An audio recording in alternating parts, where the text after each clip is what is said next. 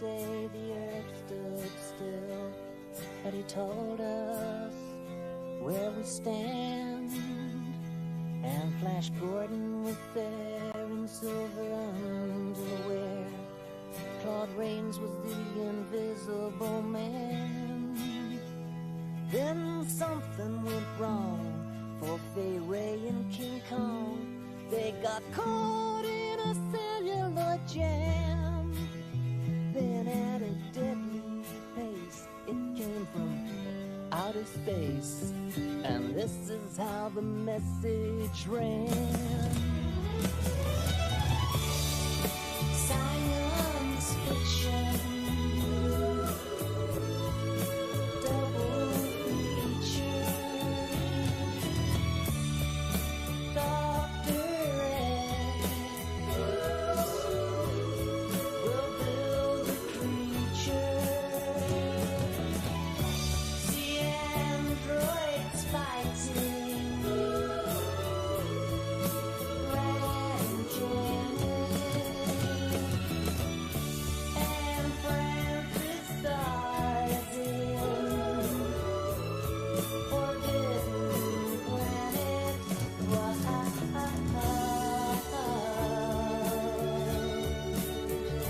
Athletic night, double feature, picture show.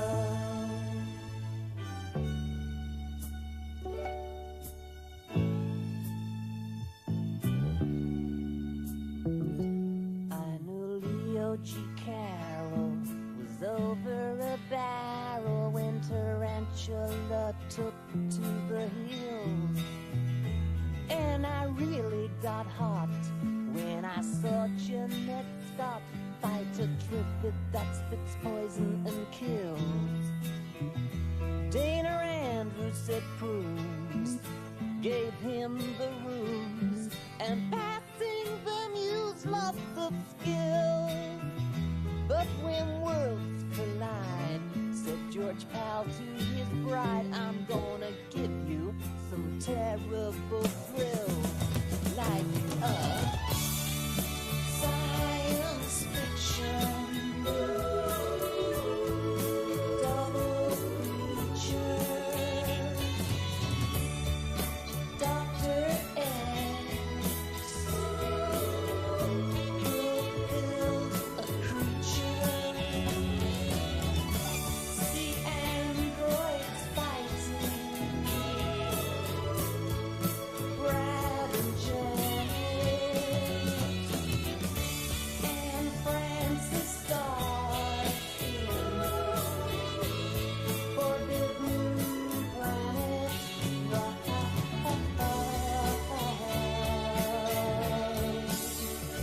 That's the late night double feature, picture show.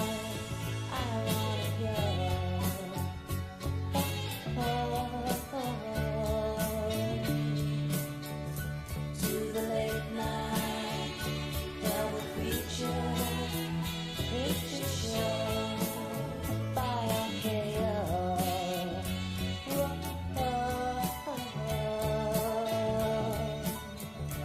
To the late night double feature, picture show in the back row.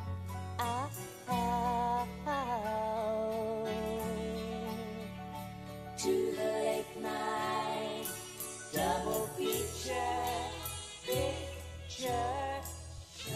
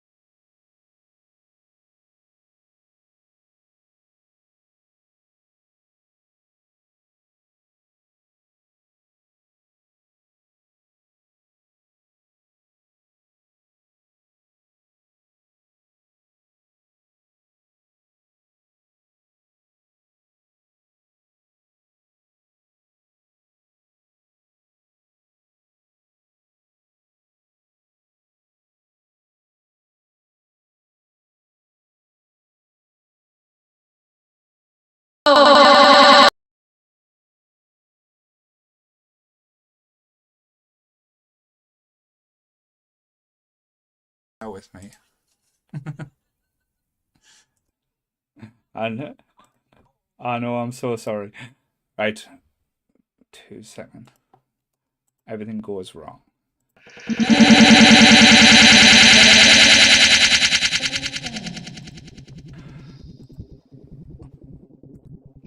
Sorry. You're on mute. Yeah. Well done. Right. So try it now. Can anyone hear us? There we go. There we Yeah? go. Now it is working, but there's got to be a delay there. Oh, for fuck's sake. Can you tell me so I can do the intro, guys? Is this working? Sorry, everything's fucking up today. There we go. That's so. Is that a yes, Goodwill? Just say yes. Then there's a couple of no's. I know, and then Jake's confused. Oh no. Oh dear. Oh, for fuck's sake. We are live. I think it's working now. The things are moving. Yeah, it is on. Yes. There we go. Okay, so for the second time around, welcome to the Nerdy Up North podcast. It's a nerdy podcast hosted by Northern Nerds. I am one of your hosts, Sam. And I am another host, Paul, who's very pissed off right now. It's fine. Well, yes. And we are joined by Team Podcasts Grant to do a great, wonderful... I did a good opening. That'll probably be live on Spotify, so check it out later. Yeah, so the Spotify people will get to hear the greatness of that opening. But you guys just get out. Yes. I'll try and reenact it. We're going to talk about the weird, the wonderful, the strange, the undeniable, everything that is wrong or right with the world, and that's just Grant. So It wasn't as effective the next time It's round. not. I'm pissed off now. Lost its magic. This No. fucking software. Fuck you. Sorry. Well, that's going to fit in nicely with something that I really am trying to push forward on this podcast and make it a permanent segment. Is how you doing? I'm okay. Are you really? How you doing? What you've been up to? What you've been watching? How's your week gone? I've not really watched much. I've been quite tired, so I've been watching easy watching stuff like MasterChef, boring crap. So I've not really watched anything nerdy. So I haven't really got anything for this segment at the moment. Well, I have a little bit because I came home on Wednesday and I haven't been watching anything because I just couldn't see my mum's telly. I'm that blind and she has it that far away. And we watched the first episode of House of Dragon. We've only just watched the first one because I've been to work literally all weekend. Didn't even have a Friday off this week. I'm angry. So we watched the first episode of House of Dragon and I absolutely loved it. But I think I wasn't not going to love it. If anyone knows me and my love of Game of Thrones, I just loved it. And we also watched Thor last night. All right. Did he hate it? He did not. He did not. He thought it was very fun. He thought it was just a very easy watch. It was just nothing too overcomplicated. He enjoyed it. Cool. It was all right. No, great. There was something I did watch, and I've been watching every week. She-Hulk, and each week they just keep knocking it out of the park with how good. And again, not spoilers, but there's a little teaser at the end that just got me so excited for the next episode because we can't wait for what they're going to be bringing in. Well, this is it. I saw your message, and it was like, I'm so excited. I've just watched She-Hulk. I'm so excited. When Anthony, you said he's excited. Get it on now. Come on, I need to find out. What about you, Grant? Have you watched anything interesting? I watched all of the above that you guys have mentioned, plus binge watching everything that is Tolkien and Rings of Power. I'm deep down a rabbit hole with fantasy and what have you at the moment. Rewatching House of the Dragon episodically, sitting there and the new one's out. That means I've got to watch all of the other ones first, and sitting there for 7 hours. That's what I do. Yeah, that, and I've watched a lot of horror this week. I was saying before we came on, there I've been recording, been shouting my balls off and watching a bit of horror and what have you. Normally puts you in a good place to be singing metal. So I've watched Hellraiser and some movies that we're going to come on to. Right, gotcha. I've got Event Horizon on in the background for some nice easy-going visuals. Oh my god! And has the moment with the inside skin happened yet? It's just at the bit where the medic freaks out after she's seen a kid on the table. Right. Okay. So because it's like bang in the middle. I absolutely love that film. I love that film so much. It's been a while since I've seen it though. I might have to put it on my Halloween list. Yeah, it's on. I think I've got it on Prime. Yeah, or it might be Netflix. I can't remember. Also, before we get into the awesomeness this is going to be tonight's episode, I personally just want to say a big get well soon to Beth after her little incident. She's in the chat tonight, as she is nearly every week. So get well soon, Beth. I'm very sorry to hear. Sorry about your little bump. Sorry about your fall. The naughty doggy's dragging you about. I know. Cruel doggies. I didn't want to make it a laughing matter. I was like, I feel really sorry for her. Yes. No, it's fine. Sounds like she's had an all right time to me. Well, I tell you what, we'll get the disclaimer out the way with, and I've actually purposely put the piece of paper in front of us, and I know I don't need it because I've just done 2 weeks without it. So here we go. So everything discussed in tonight's episode is our opinions and our opinions alone. If you want to discuss anything from tonight's episode, please come and join us on the Facebook group and we can have an open discussion. What we won't have is anyone coming for us and telling us our opinions are wrong. We can all agree to disagree in fandoms. So let's keep it fun, keep it kind, and keep the toxic behaviour out of nerdism. Very well said. Thank you. Because some nerds can be twats. Yes. I will drink to that. But gatekeepers are cunts. Yes, that's what we would do. Try and keep away from and try and stay away from anything like that. Is I know we joke and have a laugh and stuff, but I would never give anyone shit for the things they love or the like. So that's always been the motto and what we try to do. And if you don't like a podcast as well, fuck you. Yeah, don't have to fucking tell us either.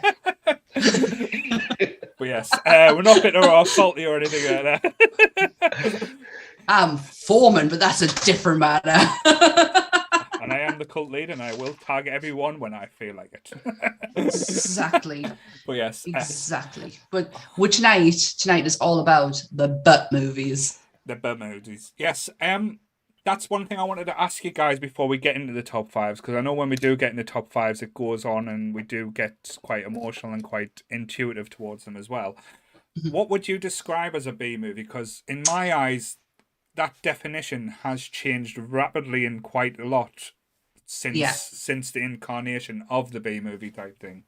Yeah.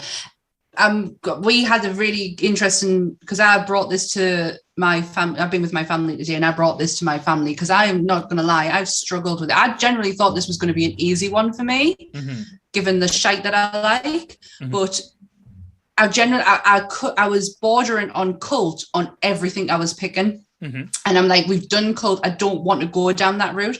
And my future brother-in-law pointed out, like, B movie is something that has got heart, it's got soul, but it just didn't have that budget to like really project it into, big high-end filming, but it still had a heart and soul behind it. One of my picks definitely doesn't have that, but I kind of see where it was coming from. So it made us rethink a few of my picks. Yeah. With me, it's a similar type of thing. Because I know, like I said, the definition is like it used to be like the double feature. It was the one before the main event type thing we used to come. It was a low budget, poorly acted, very fantastical. They used to do like these weird budget, strange, out there things. For me as well, through the years, that's kind of morphed. The budget, to be fair, sometimes it can stay low, but I still think we can have the high budget B movies when the realms of the subject matter is so far out there and so crazy that it shouldn't work, but it kind of does at the same time. So the budget for me now these days isn't what makes a B movie. It's more the idea and behind it. But again, that's just my viewpoint. I know there'll probably be a million people standing behind us going, "No, you're wrong. That's like saying not what a B movie is." But I think the evolution of the B movie, because you still get like the same trauma, like the trauma studios that make the same things. You can go back to the 50s and 60s when they used to make them. Even before that, when they used to like the mini cartoons. Technically, like when they used to have Batman on before, in the mission, that could have been classed as like the B movie or the B aspect. But it's just, I think a lot of people, as again, keep it saying, oh, has to be in this box. But like cult movies or anything that we've discussed in the past, when we've had the discussion, because I know one of the first early episodes we did when your friend Carolyn, the lovely Carolyn, came on, we had a little bit of a disagreement because we were saying, is Silence of the Lambs a horror film? And now we've done a poll about horror movies, and some of the choices on that poll, people saying that's not a horror movie, but who is anyone to class what's a horror movie or not? If it's got aspects of horror or aspects of like what can class as a horror, anything can fit in that box, and that's what I'm kind of learning now, and it's kind of broadened my horizon a bit. So I'm quite excited to do these type of things now. Yeah, I get what you mean. I totally get what you mean, especially that argument we had over Silence of the Lambs and then Aliens propped in at some point. But I do get what you mean. Like, who is to say what is what? If there is aspects in there, then to you, that's a horror film. Like, so some things that we wouldn't like. When you've put the witches in the horror category, I don't see it that way. Tell you what, if you're not scared of that movie, there's something wrong with you. Well, we do know that there's something wrong with us, but you know, no, I totally get what you mean. This is going to be very interesting. I am actually really excited because Grant's on, and I was saying to my sister, who should be joining us in the chat at some point, I was like, Grant will come up with some wonderful ones. I'm telling you, it'll be fucking wonderful. Well, like I say, Grant always seems to like be always a hard act to follow, so I'm going to be a bit mean tonight and make him go last. So that's what you get for being so good, Grant. But yeah, I'm going to kick us off. Sorry, I know we've like totally skipped it. What do you like, Grant? What's your views on like what would you class like as a B movie, or what would in your eyes, or like would you see it? Man, in thinking about this, I went down a little bit of a philosophical hole and thinking like if something that was originally a B movie but became more popular than the feature it was supposed to be supporting, did it cease to be a B movie at the point of reception? Is it to do with budgets? And much the same as what you've said about how it's evolved, you know what I mean? A lot of straight to TV movies or straight to VHS movies in the 80s would maybe fall into a B category without being the old school equivalent. And to a certain degree, straight to streaming movies, but even now there's movies coming straight to streaming that I wouldn't regard as B movies. They're very much up there for their budgets and their production and their casting and their writing and all the rest of it.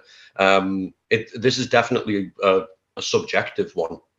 I think everybody's got their own slight view as to what would be classed as a B movie. So yeah, arguments ahoy in the chat. Bring it on. Yeah, let's go. When the chat is on fire as always tonight. Vic's just joined us. I've just said, hey Vic. So Amy abuse at Goodwill. He can handle it. If you want to make Goodwill work tonight, get them F-bombs in, get them C-bombs in, make that boy work. But I'll kick us off just to start. I'll be a bit greedy tonight, just because like with the opening we've just had, with the song that was played, I think it's kind of easy what my first pick's going to be, because I think it as a B movie, it ticks all the boxes. It has the best songs and the most like fantastical Tim Curry's legs that you'll ever see. The Rocky Horror Picture Show is my number one first pick. I don't think you would ever get like, as you said, if you said put it in a box for cult classic, it would tick that box. Budget, it's certainly not got a great one. No, it's not got the biggest one, but the only thing it does have going for it is the stars, the people that's in this, like Susan Sarandon, like the actors, went on like probably at the start of their careers, but went on to do quite big things. Yeah. But like even the whole premise, like transvestite from outer space, coming to seduce every motherfucker that's around.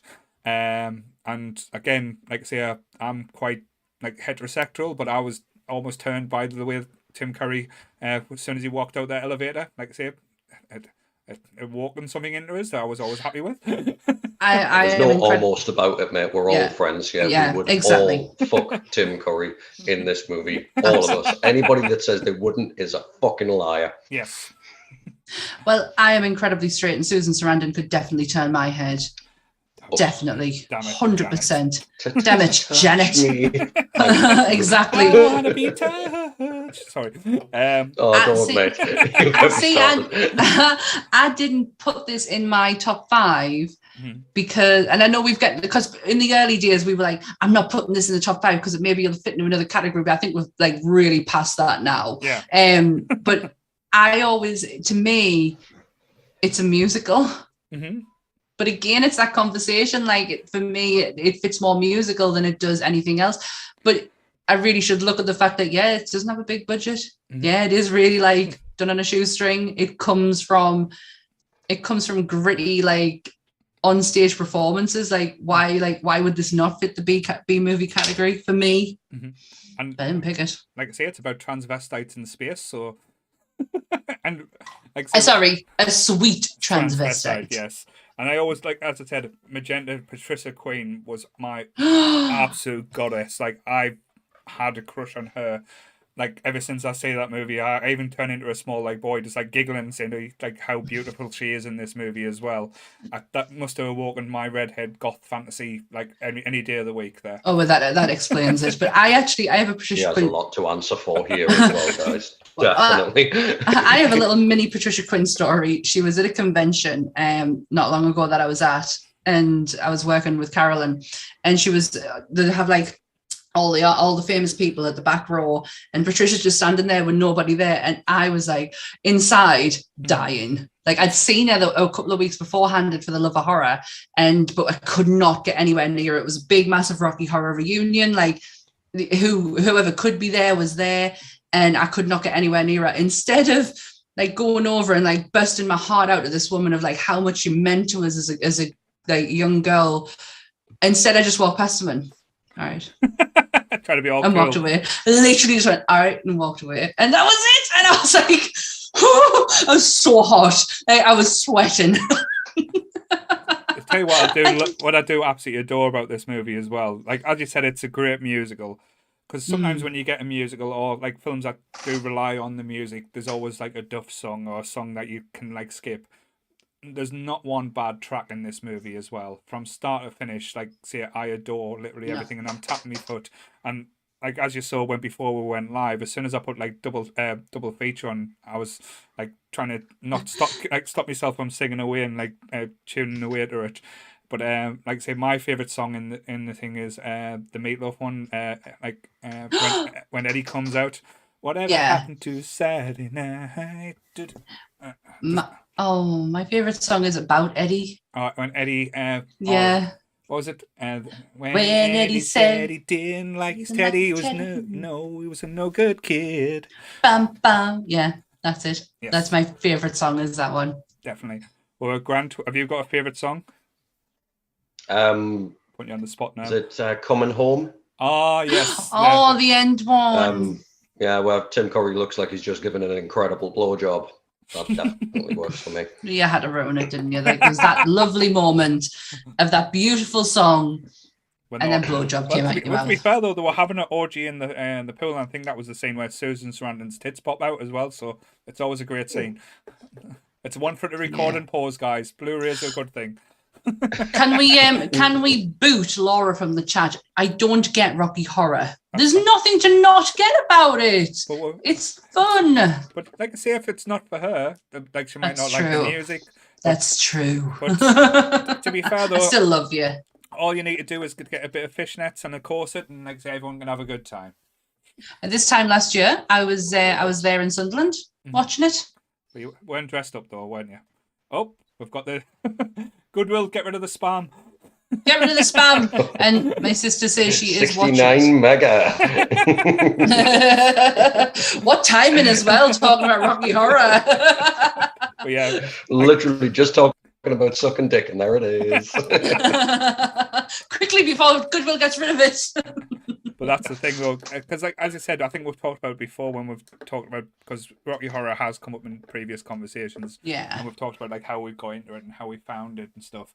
But for its time when it came out, it was very progressive and like say, quite shocking as well. Like I know it caused a lot of trouble, like say, because being gay and like say being promiscuous back then was always looked down upon and looked on. So again, given that like element, a kind of like an outreach, and that's why it kind of grew as it is, being the cult following, because it flopped big style when it was released. It was like a mid-name matinee that grew, and then like say the stage productions like kind of grew from there. But it's kind of like the little engine that could, if it could, it just started out and it become like a complete juggernaut now worldwide. Like the stage show doesn't get like a quiet night. It sells out every time. And that's how many years ago since it was done? What was it, 1975? And it's still going now. And like I said, Richard O'Brien still living on them Rocky Horror dollars. Hey, them royalties from it there. He only needed the one, didn't he? Just the one. Because his next one after it, which was like a follow-up to Rocky Horror,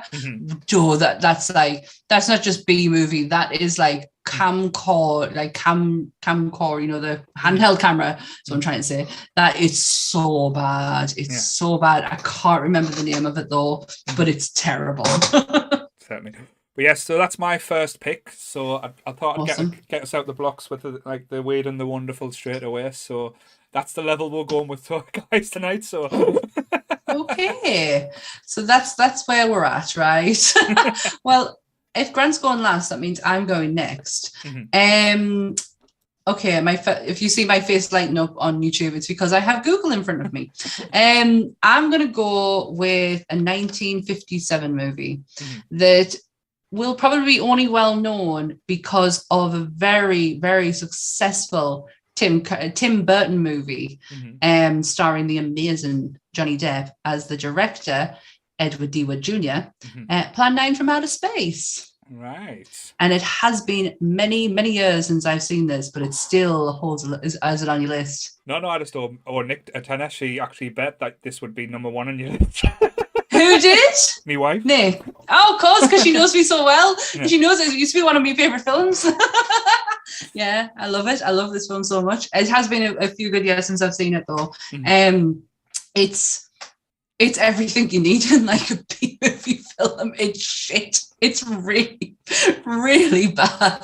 To have flying saucers on strings that you can clearly see. Tor Johnson constantly walking into gravestones that keep falling over, but they keep coming back up, and then to fall over again. And the amazing vampire Millie, I can never say her name, and I'm so sorry, Millie Nurumi, is just unreal, absolutely unreal. But again, like, I wanted to put it on my list because obviously it's me, but to talk about it's going to be really hard. So if you want to talk about the Ed Wood movie, I get that. it's one of them things where it is a quintessential B movie, but I think it was made to be shit, though. That's the thing. It wasn't made ever for. I really don't think it was, you know. I think Ed Wood generally thought he had a hit on his hands, the same he did with Glenn and Glenda. When Stephen said like that, when he was saying like B movies have heart and soul, even if they do turn out the way they do, I generally do believe that Ed Wood like thought he was doing good. Like he had a vision in his head and he thought he was doing good. This is Bela Lugosi's last film.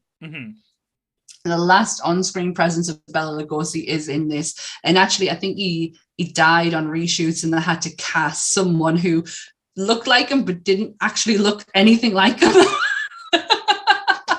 He looked nothing like him. I used to wear the Plan 9 from Outer Space t-shirt like an absolute badge of honor.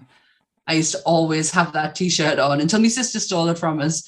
It was like the first time I ever bought a t-shirt off the internet was a Plan 9 from Outer Space t-shirt. I'm just laughing at Goodwill giving you shit, saying that's not a B movie, that's a Z movie.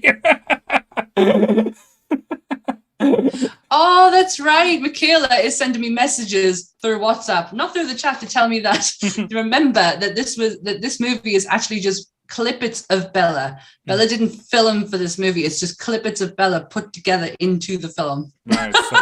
So if that's not what classed as a B movie, I don't know what is. I've not watched this movie. I think I watched it once, but I've not watched it for many, many moons because I'll be honest, I did not enjoy it. So. Oh, it's not great. Yeah. But I think I think I want to be quite honest, like I think I had watched Ed Wood first in order to, because I don't think I would have found out about this film otherwise. Like I really don't. Yeah. And Ed Wood is such a good movie. It's so good. And it's probably makes Plan 9 more interesting because it's there. Otherwise, if you went and watched like Plan 9 on its own, like you'd just be like, what the fuck am I watching? Bless. I think Grant's frozen. No, Grant! I thought he was just bored with us. He's just doing this like really sympathetic look over his shoulder. Like oh no, why did you pick this? Grant, come back to us. Oh, yes.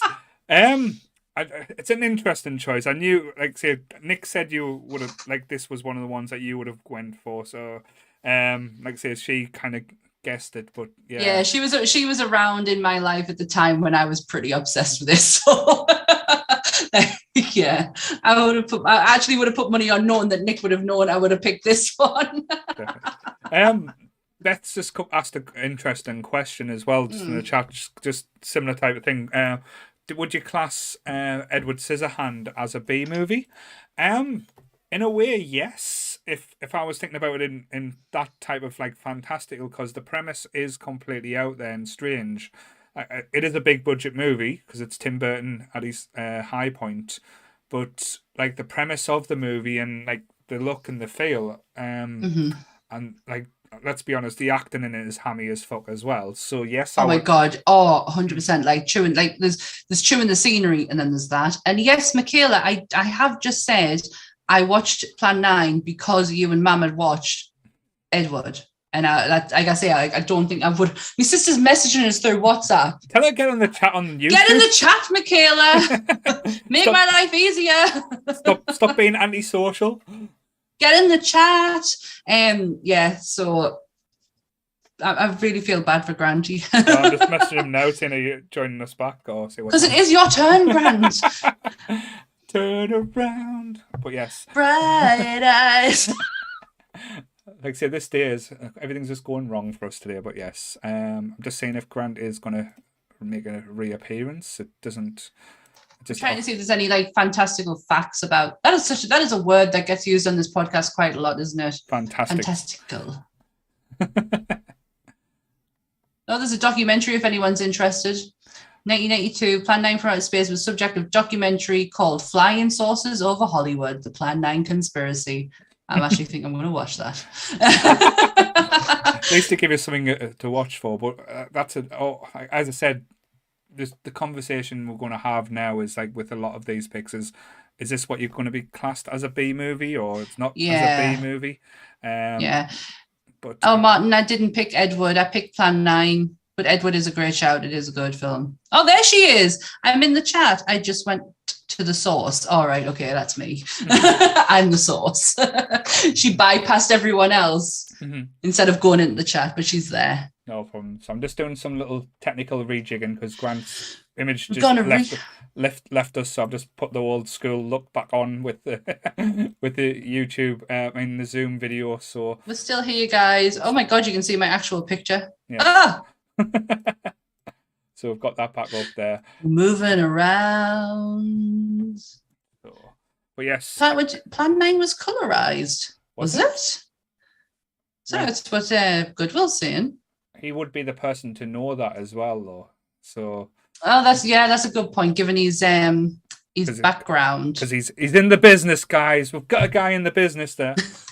he knows his shit. It does Goodwill, and it just so happens to be Goodwill. I'll tell you what I'll do, just because with Grant having to restart. Yeah. Like I said, I'll move on to my next pick. And Grant can have 2 in a row? Grant can have 2 in a row, so we'll treat it extra special. Freedom with some love. So I wanted to see if this one would work.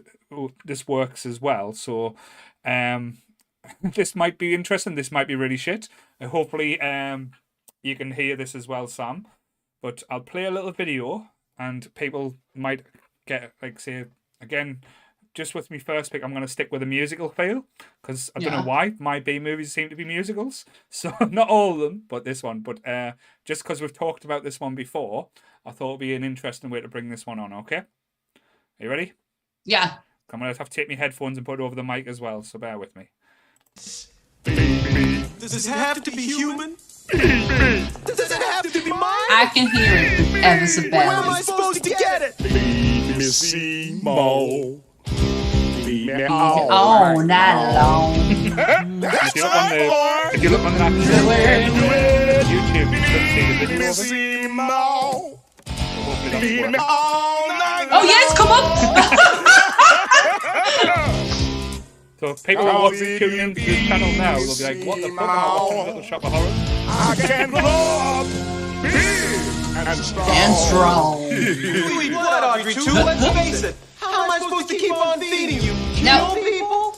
this one kind of threw me when I saw this on a list on Google, because just Audrey 2 itself, and the quality of it, like, doesn't. Do you know what I mean? Like, doesn't scream B movie, but I do get it. My sister's going to be so overjoyed. She loves Little Shop of Horrors. So Grant's just messaged us saying that his internet's fucked, so he might not be getting back on. So it's just me and you? So it's just us two there for the time being. Does Grant want to share his list? Like, oh, that's so shit. Well, like I say, we'll do something later, like say, because I know, like I say, we've got something planned for tomorrow. Don't forget. So good shout. So he could come on and give us the list tomorrow as well. So there is a way around. There we go. We're gonna find out because I was really excited for Grant's list. Yeah. Sorry, Grant. No problem. You're having too much fun with this, aren't you? Feed me.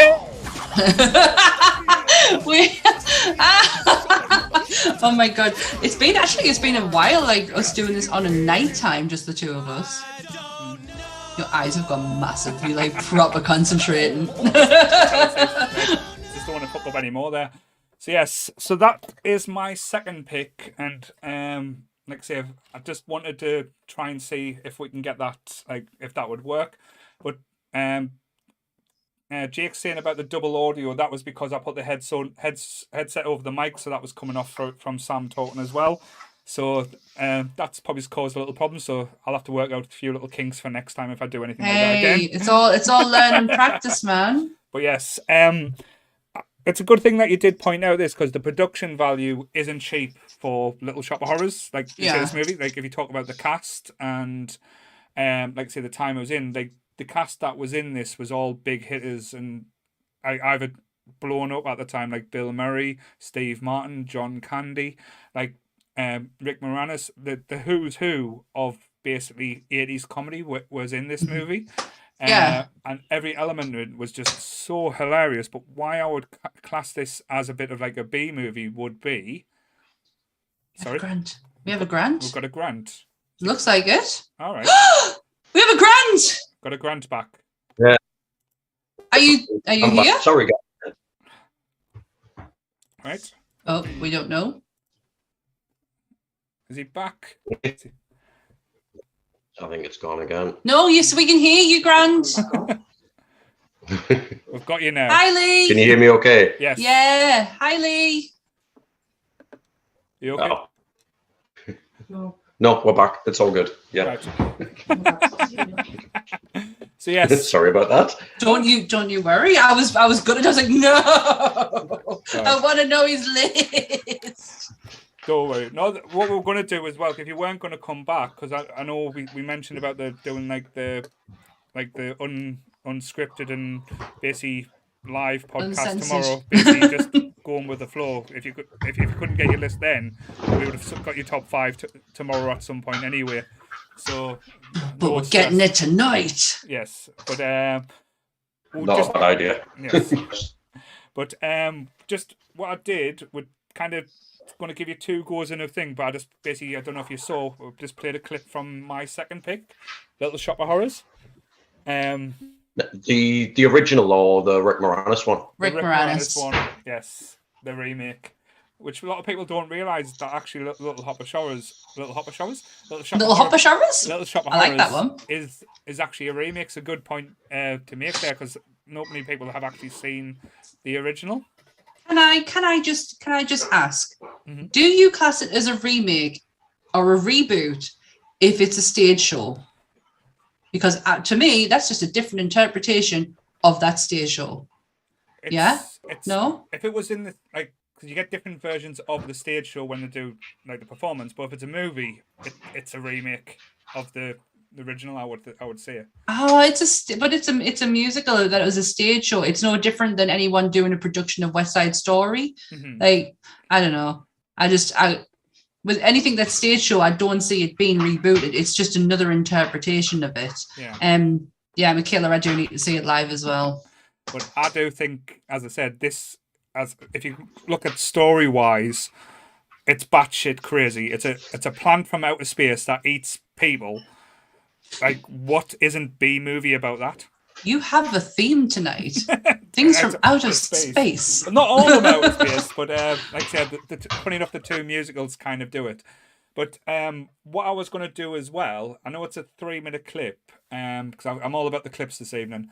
Because when we talked about this last time, a lot of people didn't realise there's an alternative ending.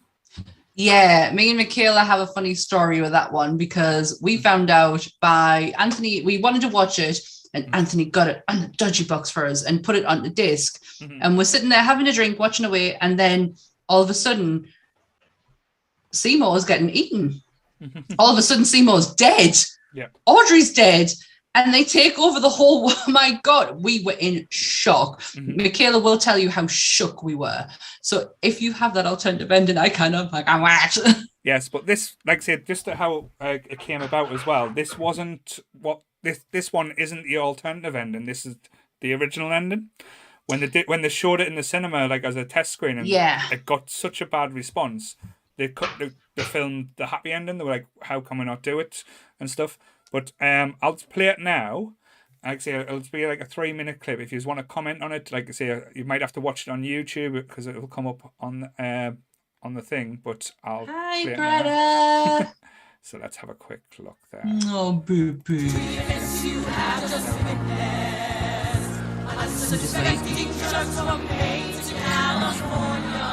this is the alternative ending for how Little Shop of Horrors, the movie, was meant to end. So Seymour's dead, and now everyone is buying the Audrey 2s.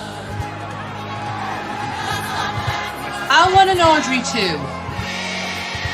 2. Never been the same. Yeah, Michaela, I've never been the same since we watched that ending because we obviously that's not what we remember from that like our VHS tape that we had. And yeah, I've never been the same since. I want one. And then all this shit happens.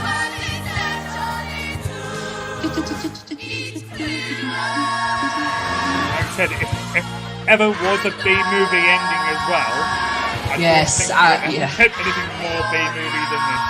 Yeah. Also, if you are interested in a documentary on the gentleman who wrote the music for it, Howard Ashman, it's on Disney Plus. It's just called Howard. It's beautiful. He did Beauty and the Beast. He did Little Mermaid. It's a beautiful documentary. So look how ridiculous this is as well. That is very like Night of the Living Dead, that television setup, isn't it? Yes. But then it's Audrey 2! That's when it's all get giants as well and start trying to attack everything. It's just... Oh my God, not the bird! Oh my God, they're going for it, aren't they?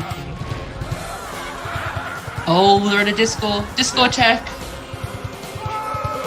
Getting down. So if anyone's never seen this, this was the original ending to how they wanted Little Shop of Horrors to finish off. I think the stage show still finishes like this. I believe it. I believe it does. I believe this is because, like you said, this is the original ending. So I think the stage show continues that. They just put the happy ending in because they didn't want to see them both die. So then like this crazy shit just kept on happening and we kind of got what we've got. Yeah! Look at it! I love it. I love it. Ah! So, if you were going to talk about, like, again, this what people class as a B movie has like small, like big small budgets. This isn't a small budget production, but the premise of alien planets destroying cities and stuff. It is absolutely mental, if that makes sense. I totally agree with you, Charlotte. I'm just enthralled because the song's pretty like cool as well, isn't it? It's because the song wasn't in the final film as well, so this was like a new song that was kind of came out afterwards. Oh, Michaela's asking, what's your favourite song? So I'll slow this down now. So so that bit's over with. Is Grant still there, or is he frozen again? No, Grant's moving. He's moving. I'm alright, mate. Cool. You guys, Grant. So my favourite song probably is Suddenly Seymour. Yeah, mine too. Either that or Downtown. Like I say, both. Like if I play the soundtrack, they're the first two songs I want to listen to, and then I'll go into everything else. But yeah, I agree. I'm with you on that one. Certainly. And now you're back with us, Grant. How do you feel about Little Shop of Horrors? I've not seen it since I was a kid, mate. I think I've seen the Nicholson version more recently than I've seen the Rick Moranis one. Mm-hmm. And even then, it's been a few years. Literally, the only thing I can remember is the fact there's a plant in it. I'm perfectly honest. Obviously, I know about the film, but I've got very little recollection of it other than the song Suddenly Seymour and odd little flashes. I don't know, probably maybe about 10 or 11 the last time I watched it. So I agree with what you've said in relation to it being in here, though. It's got B-movie aesthetic, even if it doesn't have B-movie budget, so it definitely belongs. Yeah. No, that's what I was like hoping for. But again, it's a difficult one because everyone's got so ingrained in what they believe or think, like to these like categories that should think. So a lot of people would have been throwing like all the trauma films like down the thing, but most of the ones that people might argue it might be not my taste. I couldn't sit through and watch many trauma films these days because it's not my cup of tea. But there's so many different aspects, and especially with the modern day like special effects now, most people can do great special effects on the iPhones and stuff now, and it'll be better than anything that they could do back in the day. But is that still classed as a B movie and stuff? But yeah, I had to include it just because like when we did the top fives, and like I said, I knew it was this week. I just thought about it, right? What would I class as top five a B movie, and what would I say my top five pretty much fell into place within like say 10 minutes, and that's very rare for me. And like normally I swap and change, but these haven't kind of like budgeted around. But so I've kind of jumped ahead. So Grant, you've got 2 goes. Yeah, Grant, my first pick was, if you're interested, was Plan 9 from Outer Space. Yeah, I've got most of that before my internet cut out. I think we can probably glance over my first pick because the comedy timing of launching this in here is completely gone, because I was going to pitch in 2007 animated movie with Jerry Seinfeld and Renee Zellweger. B movie. Oh dear. Didn't that flop? And wait for the explosion. Didn't that flop big style because it came out the same time as A Bug's Life? Or was that Ants? That was Ants. That was Ants. Right, no. I'll admit I've never actually watched it, the B movie. No, me neither. So sell us on the B movie now. You've got to do it. I mean, it's genius, mate. You know, the bees find out that they're being exploited by humanity to make honey, so they stop making honey and try to sue the human race for all of the honey that we've stolen off them over the years. And then the entire ecosystem of the world collapses, so the bees have to fucking strap back into their flight suits and go out and pollinate the world. It's fucking magnificent. It sounds really it. Yeah, I've never heard of this. Wonderful little animated tribute to capitalism. You know, the workers stop working and the entire world comes to an end. So be a good little worker and get back out there and make us some money. So it's very much the same way that A Bug's Life was. But aside from that, because I'm obviously taking the piss quite some way. It's well played. I'll give you that one. It's well played. Yeah, it's it is one of the kind of overlooked sort of animated movies. It got a little bit of a cult status in recent years with what there was a video came out on YouTube, and every time the word B is said in B movie, the speed of the video doubles, and it's over in something like 23 seconds or something like that. But yeah, it's done well. It's got a decent cast. You've got Patrick Warburton in there doing some of the voices, who everybody recognizes him as Joe from Family Guy. John Goodman's in there with a good few of them. You've got Matthew Broderick playing Seinfeld's like kind of sidekick in it, so to speak. It's it's one of them that kind of flew under the radar with DreamWorks and Pixar and all the rest of it. I had to watch it on repeat about 10 years ago because Jacob fell in love with it as a toddler, and all he wanted to watch was the damn B movie. So I've seen this movie more times than I can ever possibly imagine. I remember this was the vehicle for Jerry Seinfeld to move away from the TV show Seinfeld and come into movies, but it didn't quite work out as well for him as he hoped, type thing. But I say that premise of just having Jerry Seinfeld as a B just didn't, like, I'm lucky enough to not have kids to put me through the trauma of watching these kind of movies. Anyway, the moment was lost. The moment was lost. So anybody that's angry about that getting pitched in there, fuck you. No, it's fine. But that kind of brings us back then. So that you would have only just missed that one turn. So then did mine. So we're back to Sammy now. Yeah. Yes. Oh, okay. I'm gonna go with this one. So I only watched this recently, and when it was mentioned at home, I was like, I am having this on my list because Apprentice disappeared again. But it's because I thought it was absolutely brilliant. It's from 1988. It's having like such a revamp at the moment, thanks to Horror Nights and Universal Studios. Like a newer audience is coming towards it, but it is Killer Clowns from Outer Space. Right, so I knew this was going to be on here. And we've just lost heavy viewers watching because we're going to talk about clowns. Clowns, very funny looking clowns. Which yes, it has like it's got like a whole new audience, and I'm going to be like, I am one of that whole new audience because I never watched it up until recently, and it's all because I was seeing like Horror Night videos of them, and I was like, oh, I've got to see what this is about. And it was, when I use the word again, fantastical, fantastic.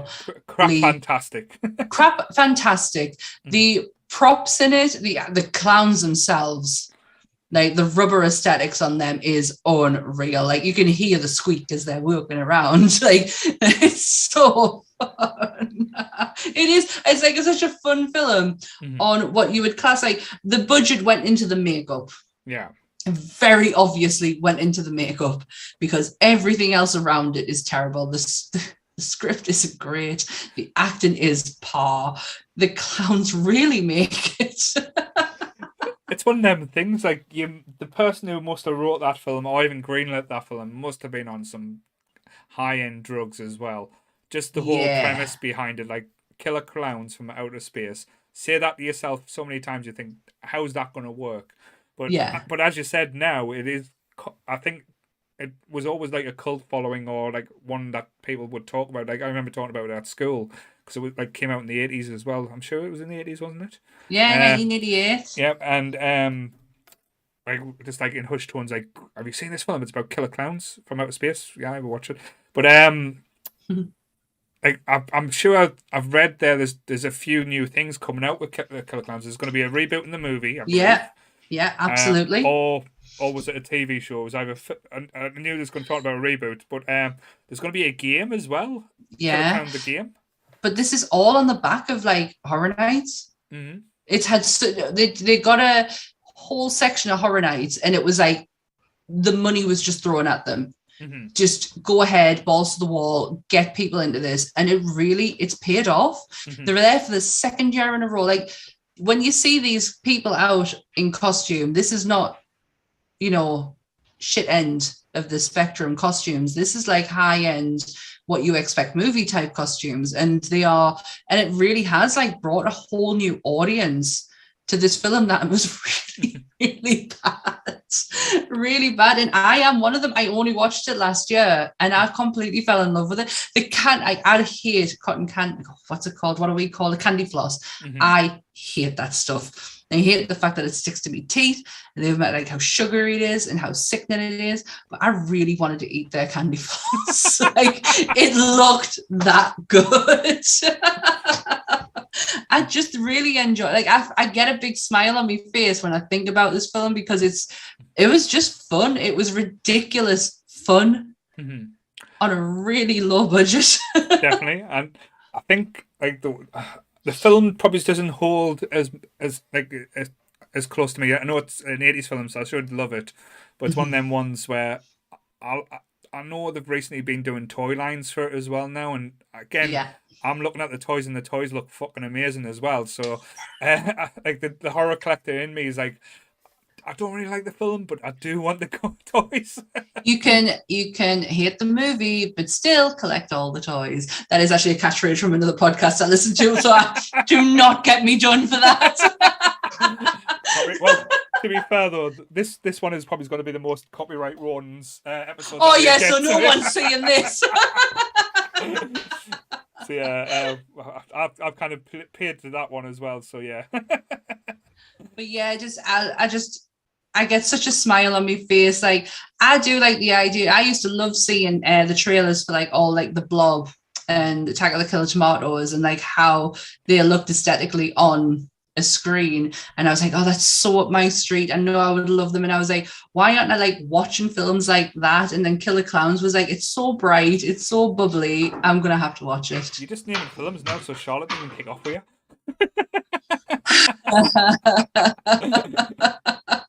It's true. It's not. I didn't realize Charlotte was in. Hey, Charlotte.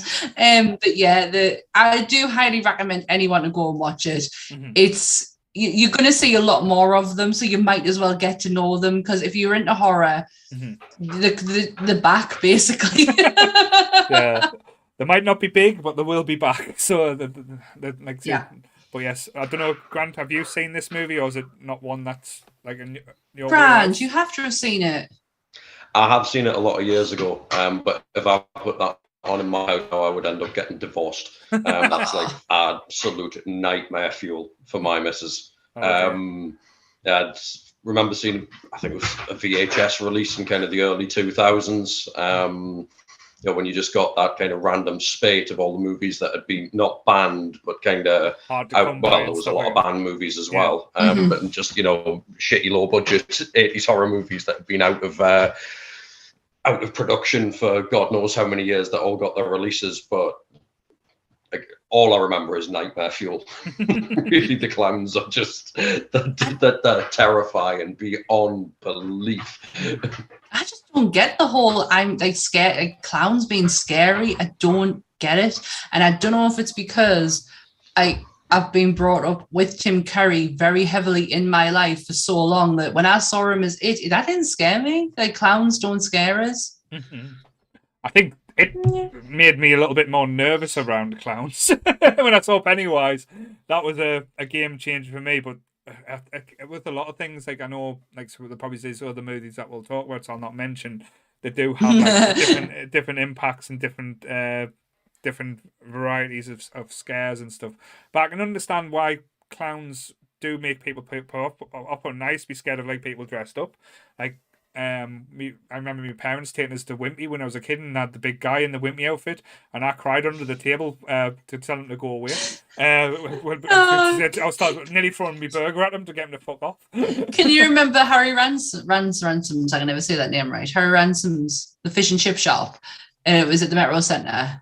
Can you remember that? Their mascot was Postman Pat.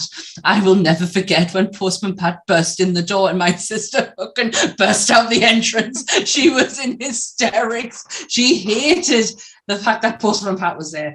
My dad once dressed up as Roger Rabbit for a charity event and he looked mint and Michaela hated it. Oh, Michaela, I'm with you there. So don't let Sammy bully you with that one. I've got the hatred. I shouldn't be telling all these secrets. She will come on one day and just start spilling all of mine. Right. Like I say, come on, the serial killer one. Soap. I think it's a bit late for that. Yeah, I shouldn't say it after the fact, should I?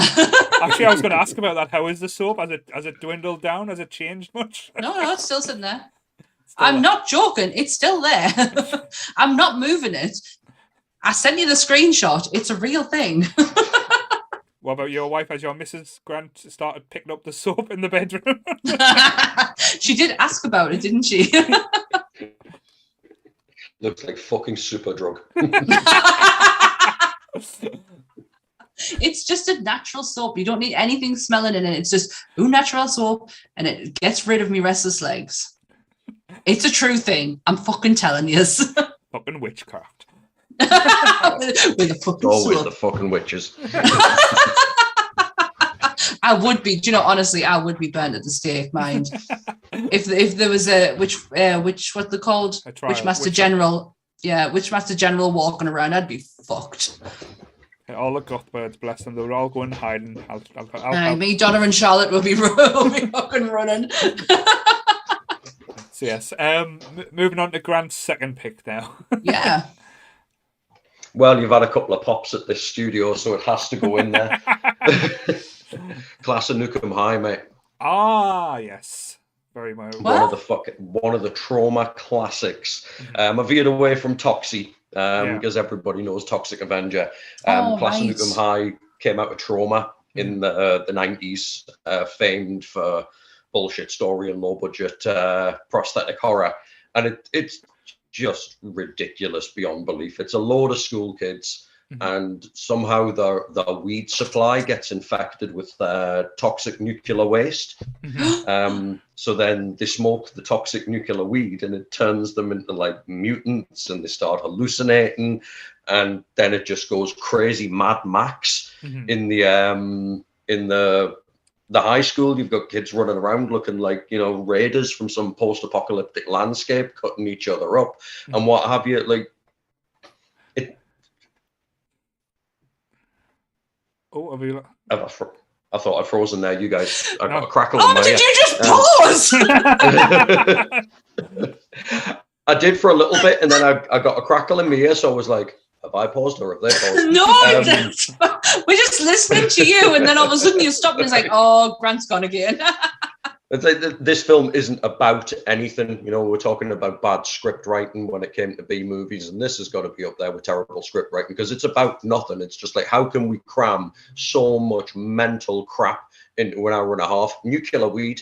There we go. We'll put nuclear weed in this movie and we can get away with whatever we want on the screen. And he does it. He does it absolutely brilliantly, and it's an absolute testament to what Trauma was all about, where they just didn't give a fuck. No. They were just like, I know I've shit on them, but it's not negatively, it's just not my taste, but I have to give them, like, the props for basically, and I hate saying that, give them some of the props, fuck off, who am I? But for having the balls to basically go out and do what they want to do. And I think, like, say, on the old channel, what was it? Because they used to be on Bravo all the time, these type of movies. Like, anyone knows the Bravo, there used to be the Tits and Ass channel for a lot of us perverts back in the day. So, yes, it was. Hey, I was one of them. But like, they used to show these ones like and like randomly on a Saturday night, and they used to be like so far crazy and stuff like that. But I remember watching them, like, as you said, the most famous one is the Toxic Avenger, like I say, it got its own cartoon and like toy range and stuff like that. And I think they're bringing it back next year or something. That they are actually, I don't know if it's Trauma involved, but I think it's going to be like actually a budget behind the Toxic Avenger, which is a little bit scary. But yeah, isn't it Brad Pitt's production company getting involved, or am I just making that up? I wouldn't know for certain. All I heard was that was actually getting a budget behind bringing the Toxic Avenger back. But I remember the Class of Nukem High because it was one of the because there's literally thousands of these movies that they've made. They just make them on a weekly basis just to get high and have fun, like when he goes on, because he's supposed to be like the guy who does it. I can't remember his name. You probably know it, Grant. His name's escaped me. Yeah, but he does interviews about anything, and he looks like a normal old bloke, like a normal, like not like mental, like the type of movies that you would expect. But it like I say, it is up there for just, like, as you said, balls to the wall, anything they want to do. I think most of these didn't even get released on VHS. They independently released them just themselves, like say, so you couldn't even buy these movies in HMV or anything. You had to independently order them online or from some your scummy mate to do a knockoff copy of them as well, which we all had, say, very much joyous of getting them. But it was very much, and again, Goodwill's just put the name in as well, say, very much along the lines of Orgasmo, but made Orgasmo seem like a big budget production compared to these. Don't be slating Orgasmo, mate. We've had this out before. I'll get Donna on here right now. I am not turning this to another fucking Orgasmo podcast. No chance. It was bad enough the first time. Your boy whose name you couldn't remember, mate, was Lloyd Kaufman. That's the one. He used to have a cameo in every one of the movies as well. He's like the Stan Lee of gore. Definitely. Oh, God. Yeah, and say when he does his interviews as well, he's the most excited person as well. You can tell he gets so much joy and so much love out of this. He is almost like the Kevin Smith of violent, gory horror. I've never heard of him. I've never heard of these films apart from Toxic Avenger. I generally have not heard of this genre of film before. Oh, they did dozens. You got Romeo and Juliet, Sergeant Kabuki Man, Rabid Grannies, which was literally just nanas biting people. There was another really, really famous one, and it's on the tip of my tongue, and I can't remember it now. But it's one of them ones. He was never going to be big, and he never wanted to be big. He just wanted to make these type of movies because he had such a blast making them. He's like one of us, always wanted to be a stoner and never grew out of that type of feeling. So he's a nerd. So he is probably one of the ultimate nerds. He got to live out his what he wanted to do. So I love that. I generally love that. Even if I've not heard of them, and maybe they might not be to my taste because I'm not really a big. If it is gore, it's not my thing. But I do love the fact that he's just gone out and went, fuck it. You know what? I'm just gonna fucking do it. I love that attitude. Because to be fair, after he made Toxic Avenger, he probably made a bomb, and he could have went out and start trying to do different things and stuff. Yeah. But the money he made from that, he's probably just reinvested into the trauma. And what he does as well, I think he does fan funded stuff, so people who are fans can pay to be in the movie and stuff. That's so cool. And stuff along that lines. So I remember watching an interview or documentary a couple of years ago about it, and as I said, you do Kickstarter things where fans will put money in. If you put bid so much, you can actually be either killed in his movie or dumped in toxic waste in his movie and stuff like that. It's say he has a really big cult following when it comes to stuff, and he's huge in America. Awesome. Absolutely huge in America. I think that's so awesome. But yes. Good pick. I knew, we would have went to them depths at one point. Always trust me to go as deep as I can, mate. I'm not saying a goddamn word. I'm gonna change it up. I'm gonna go away from musicals now, so you'll be happy to know. Oh wow! Okay. Yeah. I am gonna go big budget though, because this is probably if you're gonna class a B movie, I would say this was probably the biggest B budget big B movie that was made. I don't know exactly, but this is just on the effects wise and how it was made. I absolutely love this film, even though the acting in it is probably one of the worst acting that I've ever seen in a sci-fi movie. Starship Troopers. Oh, I love this film so much. And honestly, this is one of Ant's favorites. This is a once a year we have to watch Starship Troopers. Fuck yeah. This was a movie made in the 90s that should have been made in the 80s. Let's be honest with you. Like other than the visuals, the cast, like the way, like say the dialogue, like everything about this movie is an 80s movie just rebranded for the 90s.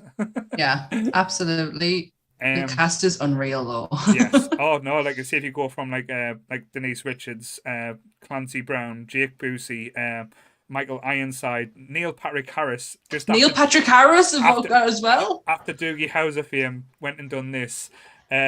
Just the whole premise of it, like you can't not think this is a B movie. The fighting giant bugs who attacking Earth, with basically a brain bug that's telling them what to do, and telepathic ability, and you've got Johnny Rico and his roughnecks, and just absolutely amazing. And Clancy Brown, like I say, one of the best cult movie actors out there, and well, sorry, not cult. There's one of the best bad guy actors out there. Playing, like I say, what's Clancy Brown been in before? He was in the latest season of Dexter. He was been in Highlander. Oh my God, it's the Shawshank Redemption. That's what I know him from. He's the guard in the Shawshank Redemption. Mm-hmm. He's Mr. Krabs in SpongeBob SquarePants. Shut the fuck up, he's not. I'd fucking shit you not. No, Clancy Brown is the voice of Mr. Krabs. Oh my God. Casper Van Dyne, who's in this film, his daughter is Chrissy in Stranger Things. Mm-hmm. Chrissy, wake up. That's her. But I said, every element of this is just cheese on cheese on cheese. From the little propaganda adverts, like from little bits in it, was done so well. But visually and budget-wise, this is why people say, how can this be cast as a B movie? Because this was a blockbuster. This had a budget, like say the special effects that must have been used on this must have been more than most movies did, because it was who directed? Was it Paul Verhoeven? Was it? I got it here. Yeah. I'll tell you 1 second. Paul Make it look like it was Paul Verhoeven. Yeah, so it was like because his like type of action movies and stuff where he goes from like RoboCop and stuff like that. Was RoboCop? He was. RoboCop. Yeah. No, you're right. Absolutely right. RoboCop, Total Recall, Hollow Man, Basic Instinct. Wow, what a catalog. Yep, and going to do like Starship Troopers, which, again, if you're talking sci-fi, ticks the boxes. Outlandish premise, ticks the boxes. And again, I know people have a lot of love for it. Watch the film again. It has the worst dialogue you'll ever hear from a movie. Everything, like, it's all about us first and crushing these bugs, and like, but some of the best death scenes as well, like these firebugs shooting acid on people and instantly turning them to skeletons and stuff like that. It was just up there with like say RoboCop violence at the best of times. Oh my God! He directed Showgirls. Exactly. He directed Showgirls. Now that's a different type of B movie. Oh my God! Michaela watched it yesterday, and she will not stop talking about it. She won't stop talking about Showgirls. Yeah, she watched it. She made Stephen watch it yesterday. But me and Michaela went. We used to go to somewhere called the Show Gallery, and it was a ball essentially. We'd watch a film, and then we would go into a drag ball, and it was just such a magical night. And one of the showings was Showgirls, so I got to watch Showgirls with a bunch of queens sitting around us. And when the sex scene came up, we just heard, "If that's heterosexual sex, I want nothing to do with it." I did not know he directed Showgirls. That's amazing. That film is haunting me this weekend. I think that killed his directing career, to be fair, as well, because that lost a lot of money. I tell you what, though, he's like, I would say Starship Trooper borderline's cult classic, like cult movie or cult status, because we watch it every year because it's so fantastically terrible. Yes. No, you want to know the most terrible thing about Starship Troopers? Go for it. It's supposed to show a society where fascism works. Right. I don't know if you guys actually know this, but part of the reason that Starship Troopers gets that 50s B-movie aesthetic is because that's when it was written. It's a French novel from 1957. And the premise behind the governance, and if you watch Starship Troopers back, you suddenly become very, very aware of it. The society that they're living in is actually a fascist society that has taken over the world. And the author did it coming out the back of World War II and trying to imagine a world not where Nazism would have taken over, but where potentially, if the world had gone differently at the end of the Second World War, and how we would operate as a society. Wow. Oh, interesting. Yeah, it nearly made it onto my list as well, because I was thinking about, when philosophical. Starship Troopers had a massive budget for the time, and it flopped spectacularly at the box office. So it's kind of like, can it be a B movie through reception? Almost, but I adore this film. I really, really, really do. Me too. And I adore the novel. I remember watching it on, as I said, I was too young to watch it on the cinema when it was released, but when it came out, I think I saw it on Sky Movies or something like that. And it just blew me away just how inane and just violent and fun it was. Everything like, say, a teenage boy would love. It had violence, it had tits, it had sex scenes, it had Denise Richards. Like say, Dina Meyer has a lot to answer for. Definitely. The redhead.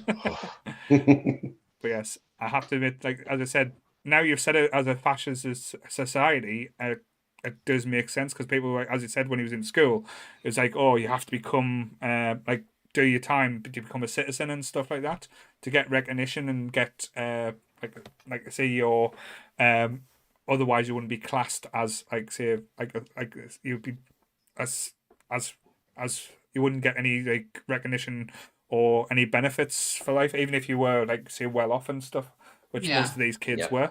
And but Johnny Rico is the biggest arsehole you ever meet, but you still can't help but cheer him on. But yes, it's very true. That was one of Rico's Roughnecks. Yeah. So my third pick was that. So yes. Awesome choice. Right. Okay, I'm going to go with something a little bit different, something that you may not expect. It's from 2016, and it is the director is mainly mine, Paul's inspiration. He's the reason why we do what we do. It is Kevin Smith film, and it's Yoga Hoses. I fucking love this film. I'm not going to comment. I don't want to slate Kevin Smith film off, so don't you dare. Don't you dare. I love this film so much. It is so fantastically batshit crazy. You could tell he wrote this stoned, basically. I know I was actually going to go, I was torn between this and Tusk, because I really like Tusk. Tusk had me and my sister talking for ages afterwards, because just of how weirdly brilliant it was. But that movie was wrote while he was stoned on a podcast with Scott Mosier. He literally wrote that whole entire script while stoned, while recording his podcast. And Yoga Hoses is very similar. Obviously, the two Colleens come from Tusk, and the whole yoga aspect of it is bizarre. I think it was just let's get Justin Long in there somehow. Let's make him the yoga instructor. The Nazi, I don't even know what they are, sausage things at the end that they have to fight. Yeah, and then Bratsworths or something went there, something like that. Which was just 1,000 Kevin Smiths everywhere, because Jason Mewes could not do it because the latex was causing an allergic reaction, and he couldn't. It was meant to be Jason Mewes taking that role, but he couldn't do it because the latex was fucking his face up, and then he was getting really claustrophobic. And Kevin Smith was like, any more than it already did. Yeah. So Yoga Hoses is my third pick. And it's got Austin Butler in it as well, and Lily Rose Depp, obviously Harley Quinn Smith, and Jennifer Schwartzbach. It's not the biggest of casts, but it's just the two Colleens. I really love them. I love their chemistry, their friendship, their just the boot. Sorry about that. It's just weird, and it's very low budget, and it's just written out of the mind of somebody who like got to the point of just saying, fuck it, I just want to do what I want to do. And I want to do a film about the two Colleens, yoga, and some sausages. I'm just laughing as well. Did you, Michaela, say something so bad that Goodwill's actually restricted it? What did my sister do? Goodwill, what did Michaela do? Is that why she's messaging us through WhatsApp? I don't know. It says message restricted. Actually being banned from the channel. Goodwill, what have you done to my sister? Bring her back, please. I didn't even notice. She has been messaging us through WhatsApp as well, telling us to like support local cinemas. And we were talking about the Shadow. I'm sorry, Michaela, I'm going to butcher it again, but I'm not going on WhatsApp to find out what it was. The Shadow Gallery thing we went to. It's still open. She said supports local theatres. Can I just say that I don't like Tusk? I think he's one. Yeah, you don't like it, Michaela, but we still talked about it. She's not besmirching your character. I'm not. But yeah, Yoga Hose, it's classed as a comedy horror. It's anything but a comedy horror. It's just weird. Let's be honest. It's a movie that Kevin Smith wrote and made, so his daughter could be in the movie. That's all it was. He said he wanted to have a Degrassi, because when he was doing writing for Degrassi, he was doing Degrassi High. He wanted that type of feel. Again, it's not a Kevin Smith film. I'll argue that to the death. It wasn't like say his type of style. But again, I know since he decided that he just went and fuck it and fucked Hollywood and said he was just going to make whatever he wanted. Got to have respect for the man and stuff like that. It's not one of my favourite films. It's not a film I would ever go back and say yes. I would watch like over and over. I watched it the once and that was enough for me. I'll give it this. It's still better than Jane Silent Bag Reboot. Reboot. I absolutely love Reboot, but honestly, when it comes to me, I'm going to be far pushed to ever slate anything that he does. I will find the good in everything that Kevin Smith does, but I generally did enjoy this. Like, I really did. If I'm bored with a film, I will just pick my phone up and do anything else but watch it. But on this, I didn't. I wanted to see what happened. Like, I loved seeing them two on screen together. The two Colleens. I thought they were brilliant. I thought the chemistry was good. It was nice to see Harley Quinn. It seems weird calling her Harley Quinn. I know it's her name, but it seems so strange. It was nice seeing Harley Quinn starting to get those acting feels, because that is what she wanted to do. Not if you read Kevin Smith's books. Harley never wanted to get into show business, but now she does. And she's a good actress, and I thoroughly enjoyed it. So I'm just going to end it with, sorry about that. I'm moving on to Grant. Right, so my next pick is a B movie that is a remake of a B movie. I'm staying quite thematic with horrors here. The original was done in 1964 and one of the first examples in grindhouse cinema of them going against like hicks and rednecks and that kind of stuff, the kind of thing that evolved into The Hills Have Eyes and Texas Chainsaw Massacre and all of these other kind of movies of, don't go too far off the beaten track, or the hillbillies will eat you. They gonna get you. The 1964 one was 2000 Maniacs, and the remake from 2005 that I'm pitching in is 2001 Maniacs. This is the Robert Englund one. It is indeed, mate. It's got some interesting casting decisions in it, because as well as Robert Englund, pretty much everybody else that's in this movie in a main role played a main role in Detroit Rock City. Yes. I don't know if you guys have seen that or not. I've seen it. We lived by it. Sammy, to question whether you've seen something, I think is a fair. Oh no, absolutely, it's a fair assumption. I totally understand where you're coming from. But Detroit Rock's for long in, she was all in for that. Oh, absolutely. But no, you are absolutely right to question it. But no, Detroit Rock City was a movie that me and my friends, i.e. Paul and Emma, lived by.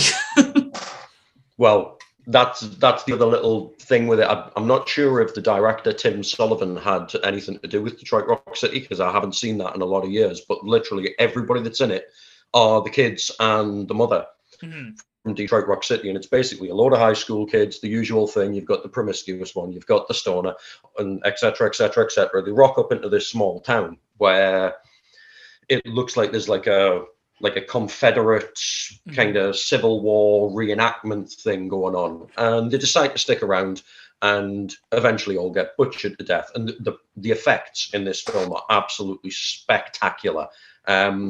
They've put the money into the horror effects and done it in a very, very good way. There's a lot of splatter, there's a lot of gore, but giggles with it as well. There's a couple of deaths in it that maybe haven't aged well from a stereotyping perspective, because like I say, it's done in 2005, and there's jokes that are very reflective of that period in relation to certain sections of society, not to a discriminatory level, if you know what I mean, but you'd need to see it to get it.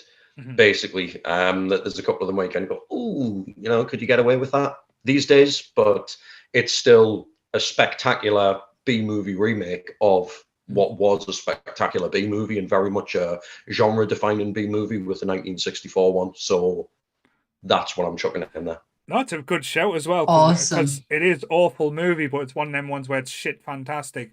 And Robert Englund is, he's just been Robert Englund. He's not been Freddy. He's not been, any other roles that he's been in. He's just been absolutely chewing the scenery going there, because he's been the Confederate.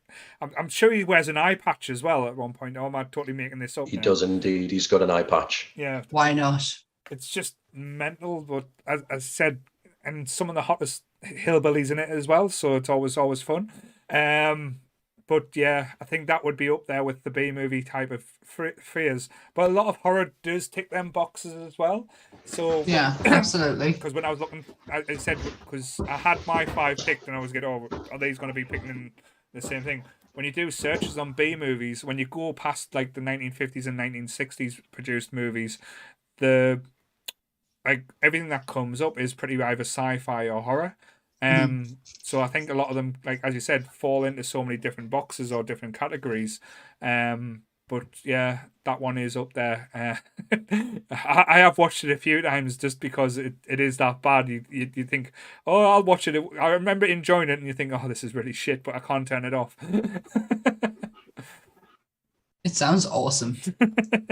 I've never seen it. Very good.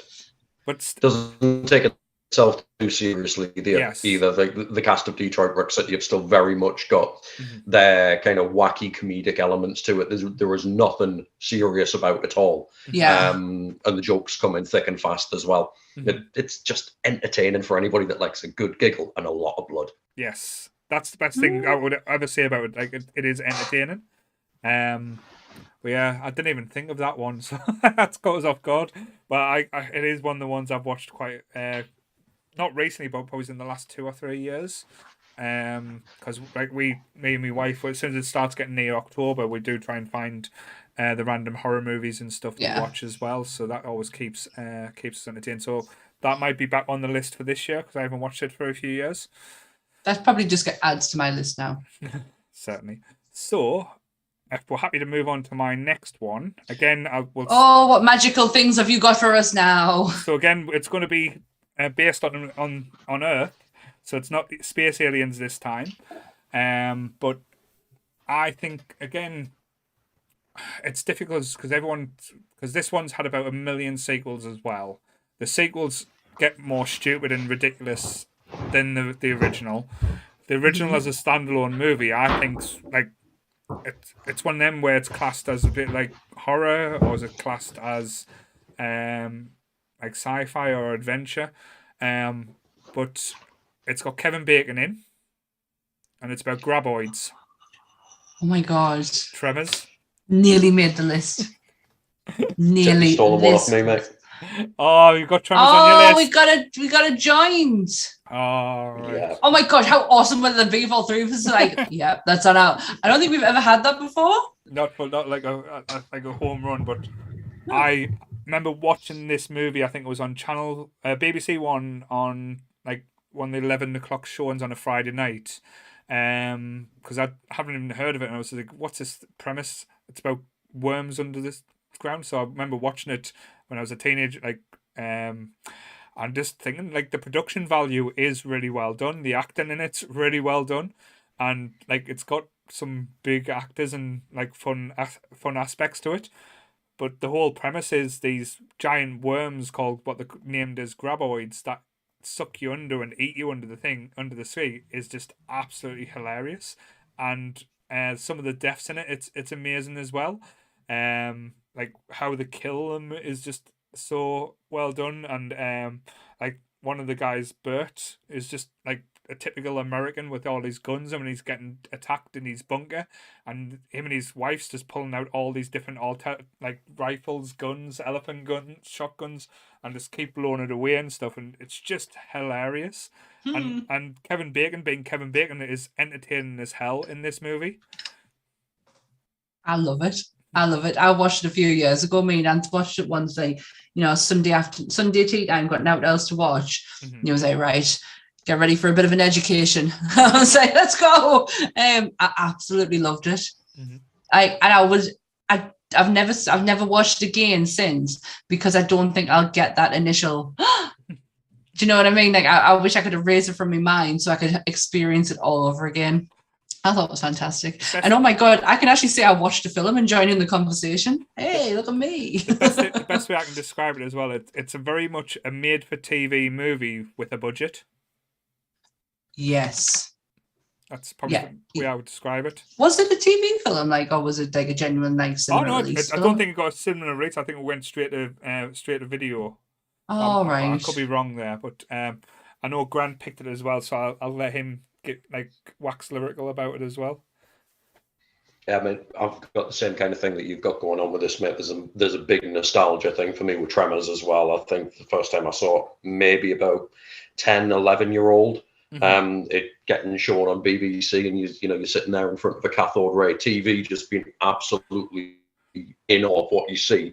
And what you were saying about the effect, it does what effects it has really, really well. You know what I mean? It didn't try to overexpose the graboids and the worms to the point where the budget would have suffered. They kind of got it right with where they invested the budget in making the graboid look like this, big, crazy ass fucking worm, and not a bit of styrofoam that they dug into the side of a cliff or whatever it might have been. It coins the most amazing insult as well, the mother humper.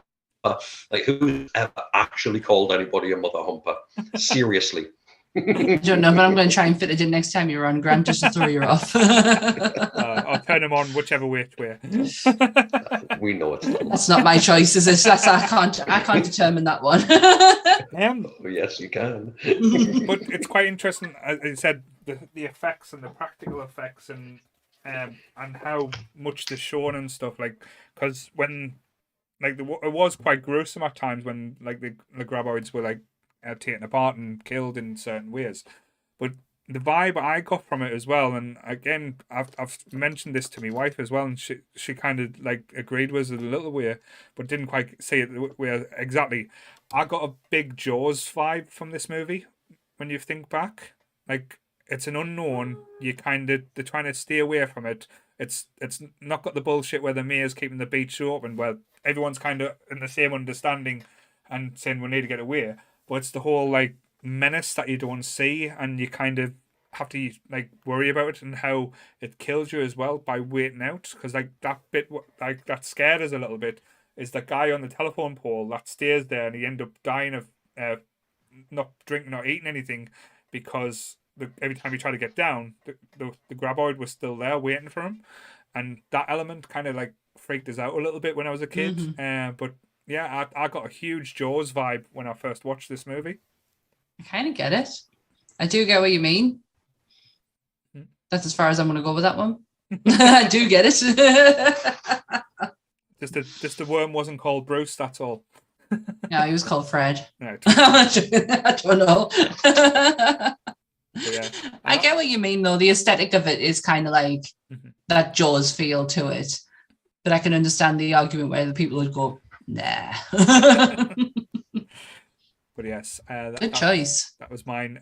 Second from last pick. So that's Grant's second from last pick as well. So going on to me. Yes. Yeah, okay. So mine is from 2007, and it's not a B movie because of the production of it, the money that went into it. In that sense, not B movie, but it was filmed in the style of a B movie. So it aesthetically looks like a B movie. And it is directed by Robert Rodriguez, and it's Planet Terror. Nice choice. Nice choice. Yes, I was going to go between this and Death Proof, but when I really because obviously they came out together, they were a double feature, and they were built and designed to be that B movie feel of like Grindhouse. But Planet Terror is, as much as I love Death Proof, I love the girls, I love the death of Kurt Russell, I love the fight, Rosario Dawson's kick, but this one really clinches the deal for us. This is my favorite. I love this film so much. The thing that freaks me about is this one is Quentin Tarantino's melting dick. Well, yeah, that's gonna freak anyone out, even if it wasn't Quentin Tarantino.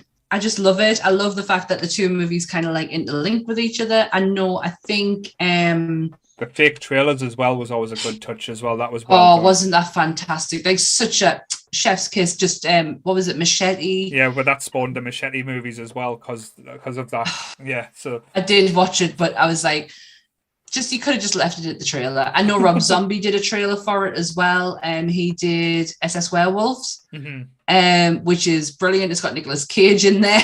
It's just fucking fantastic, batshit crazy fantastic. I love the fact that these two movies interlink with each other, and I can't remember for the life of us. I think Death Proof is first because Jungle Julia's death is mentioned on the radio in Planet Terror. Yeah, Planet Terror was the second one that came after. Was the second one? Yeah, that's right. I love Freddie Rodriguez as, oh my god, what's his name? Ray. The only thing that pissed us off was in America they got the double feature in the cinema. Yeah, over here we didn't. We only they broke it into two parts, which kind of lost its appeal originally, I think. Oh, absolutely. But I think Tarantino, he owns a cinema in California, so he did it to his own cinema. I don't know if it was a general release for everyone else that he did that, because he owns his own. So he puts his own features on basically, which is why he does so well in some of his films. Is because of that. I remember hearing about it. Sorry, guys. I remember hearing about it at the time. Weird that you've mentioned that Death Proof was the first movie on the version you guys watched, because the version I watched, Death Proof was the second movie on it, so it must have had a couple of different weird releases. But the reason we didn't get the double feature is because in America they weren't used to that format anymore, so everybody watched the first movie and left thinking the movie was over. It wasn't billed as two movies, it was billed as the Grindhouse double feature in the States, and people didn't get it. So the minute the credits rolled on the first one, they just got up and walked out of the cinema and didn't realize there was another movie after it. Fucking idiots. It said double feature. I actually, me and Anth, we've never done Valentine's Day ever, apart from the first year. And that was sweeten the deal kind of thing. And he bought me this Planet Terror and Death Proof and The Mighty Boosh on DVD for Valentine's Day. And we got, can you remember them Southern Fried Chicken boxes they used to do at Iceland? We got one of them, it was vile. And we sat and watched that and watched the two of them, and I instantly just fell in love with it. It was my type of horror, it was my type of story, my type of look. But to have it as I know it's high budget, but just the way it was produced, the way it was promoted. This was a B movie as far as a B movie could ever be type thing. If anyone wants to see anything different, then again, they'll probably be wrong in so many levels. I'm glad you had me back on that one, because I did hesitate with this mine just because of the way that it you know, it doesn't fit what you would be, you know, before we start talking about, but it wouldn't fit a box of like B movie style. But to me, it is like it's 100%. And like here, the premise of the film as well is Rose McGowan has a leg amputated and a machine gun attached to her leg. How is that concept not class as a B movie? Yeah.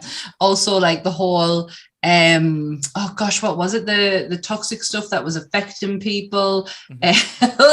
Bruce Willis doing that amazing speech, the Afghanistan speech, where he talks about like how terrible the dialogue in this is, just fantastic as well. Ellery, and he's like one shot sperm and never miss. I love that. Michael Parks is in it. Oh gosh, Michael Bihn's in it. I love it. I love the fact that Earl McGraw is in it. Like, obviously Michael Parks is Earl McGraw, who is also in Kill Bill, who is also in Death Proof. I love that character gets to continue on again. I love this film so much. I could do a whole hour on just my absolute love for the both of them. So I'm not going to bore you. I'm not going to do that to you. That's fine. Not tonight.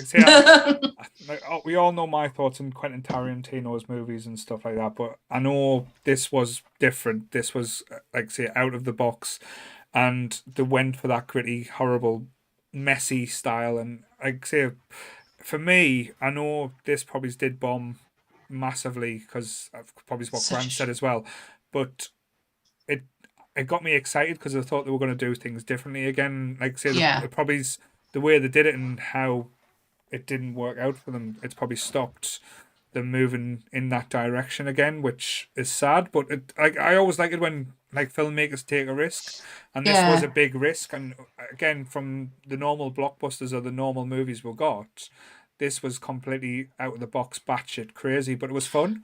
And that's what a lot of B movies are now. Well, that always have been. It's always been about fun first, and rather than telling a great story or telling things, it's just about having fun and like enjoying it, turning your brain off at times.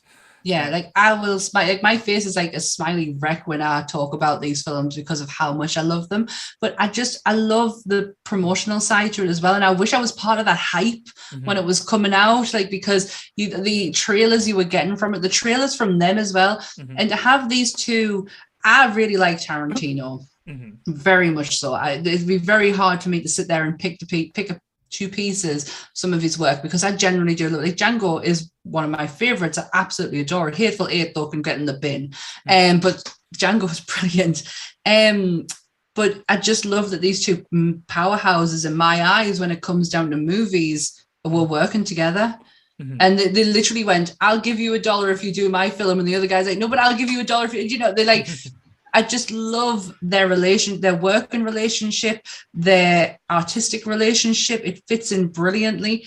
Together, they're fantastic. I love Quentin Tarantino's choice of music on soundtracks, but I love Robert Rodriguez more. I have such a heart for Mexicano music and Spanish music, and he always delivers that. Perfection. That's all I can say. You heard his band? Yes, they perform. Yeah, so they did a massive. So the music in Kill Bill 2 is heavily influenced by Robert Rodriguez, and his band played and did the last song, and I can't think of it. It's the soundtrack. I've got the soundtrack like on every playlist I have for that. Soundtrack's on there, and it was Robert Rodriguez. Bang, bang? No. The last song on this? Oh, hang on. Keep talking. I'm just laughing because every time Grant comes on now, this 69mega.com comes in. So is it something? Yeah. Is it a subgroup that Grant's not telling us he's a part of? It doesn't seem to. Nothing, mate. Click the link and find out. You're gonna have to bear with me for it's Malagueño Celis Rosa. All right.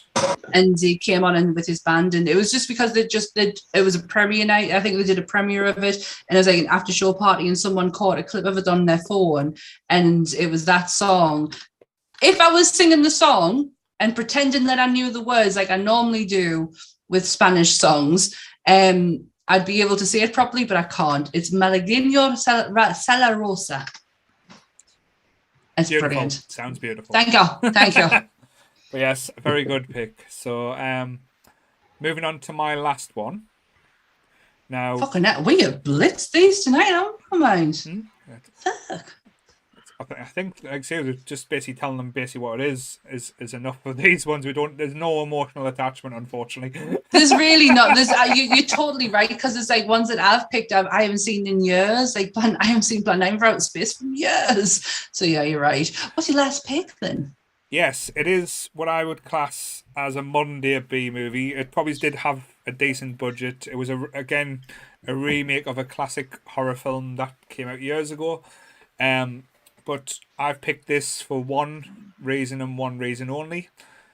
A Naked Swim with Kelly Brook. Oh gosh. Piranha 3D. Wow. This is... I don't care who you are. It is a shit film, but this is entertaining as hell. Like I say, look at the cast. Kelly Brook, Elizabeth Shue, Jerry O'Connor, Christopher Lloyd, Eli Roth, Adam Scott, Ving Rhames. Again, just absolutely out there with just fucking shit. A story where prehistoric piranhas have been awakened because of a earthquake in like a small little American town where they're having a spring break at the lake, and they used actual porn stars to get when they were doing the kills. So like I think Gina Michaels or something was one of them, where she was getting lifted on from a kite, and she went under the water just to get her tits out, and then come back and half her body was gone. It was excellent. Absolutely, having Christopher Lloyd as like a piranha specialist was hilarious. And then like doing the whole thing at the end saying these were just the babies. Have you seen the big one? And done the whole Deep Blue Sea or Carrie false finish when one of the fish comes out and kills like the sheriff guy who was trying to help. But honestly, it is just absolute shit. Jerry O'Connor is absolutely the biggest douchebag in this film. He plays a porn producer who gets eaten by the piranhas.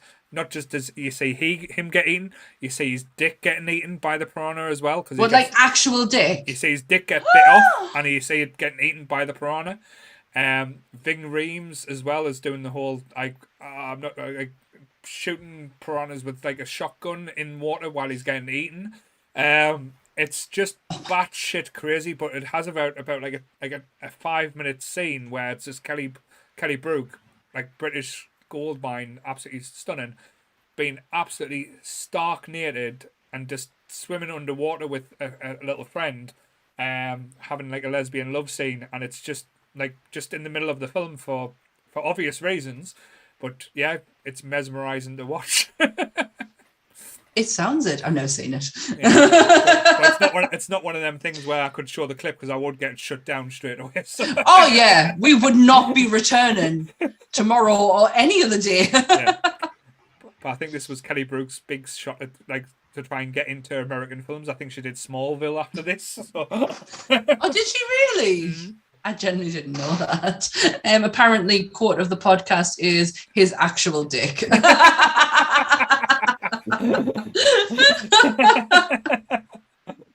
I might just watch it just for that. I don't know. Grant's very quiet. I don't know if he's seen this one or... Not seen it, mate. I've heard of it, but never seen it. And if it's got Kelly Brook wandering around half naked, why I haven't seen it is a mystery that I don't think will ever be solved. Not half naked, fully naked. God damn it. Like bush and everything. Bush and everything. Oh, mate. Grant just suspiciously breaks down and freezes again.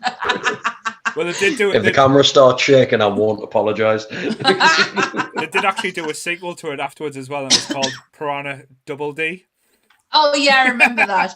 You've got to hand it to them though. The promotional work that they did on this was pretty cool. Like, I don't know why I haven't seen it. Maybe because it's just me. I just don't watch now.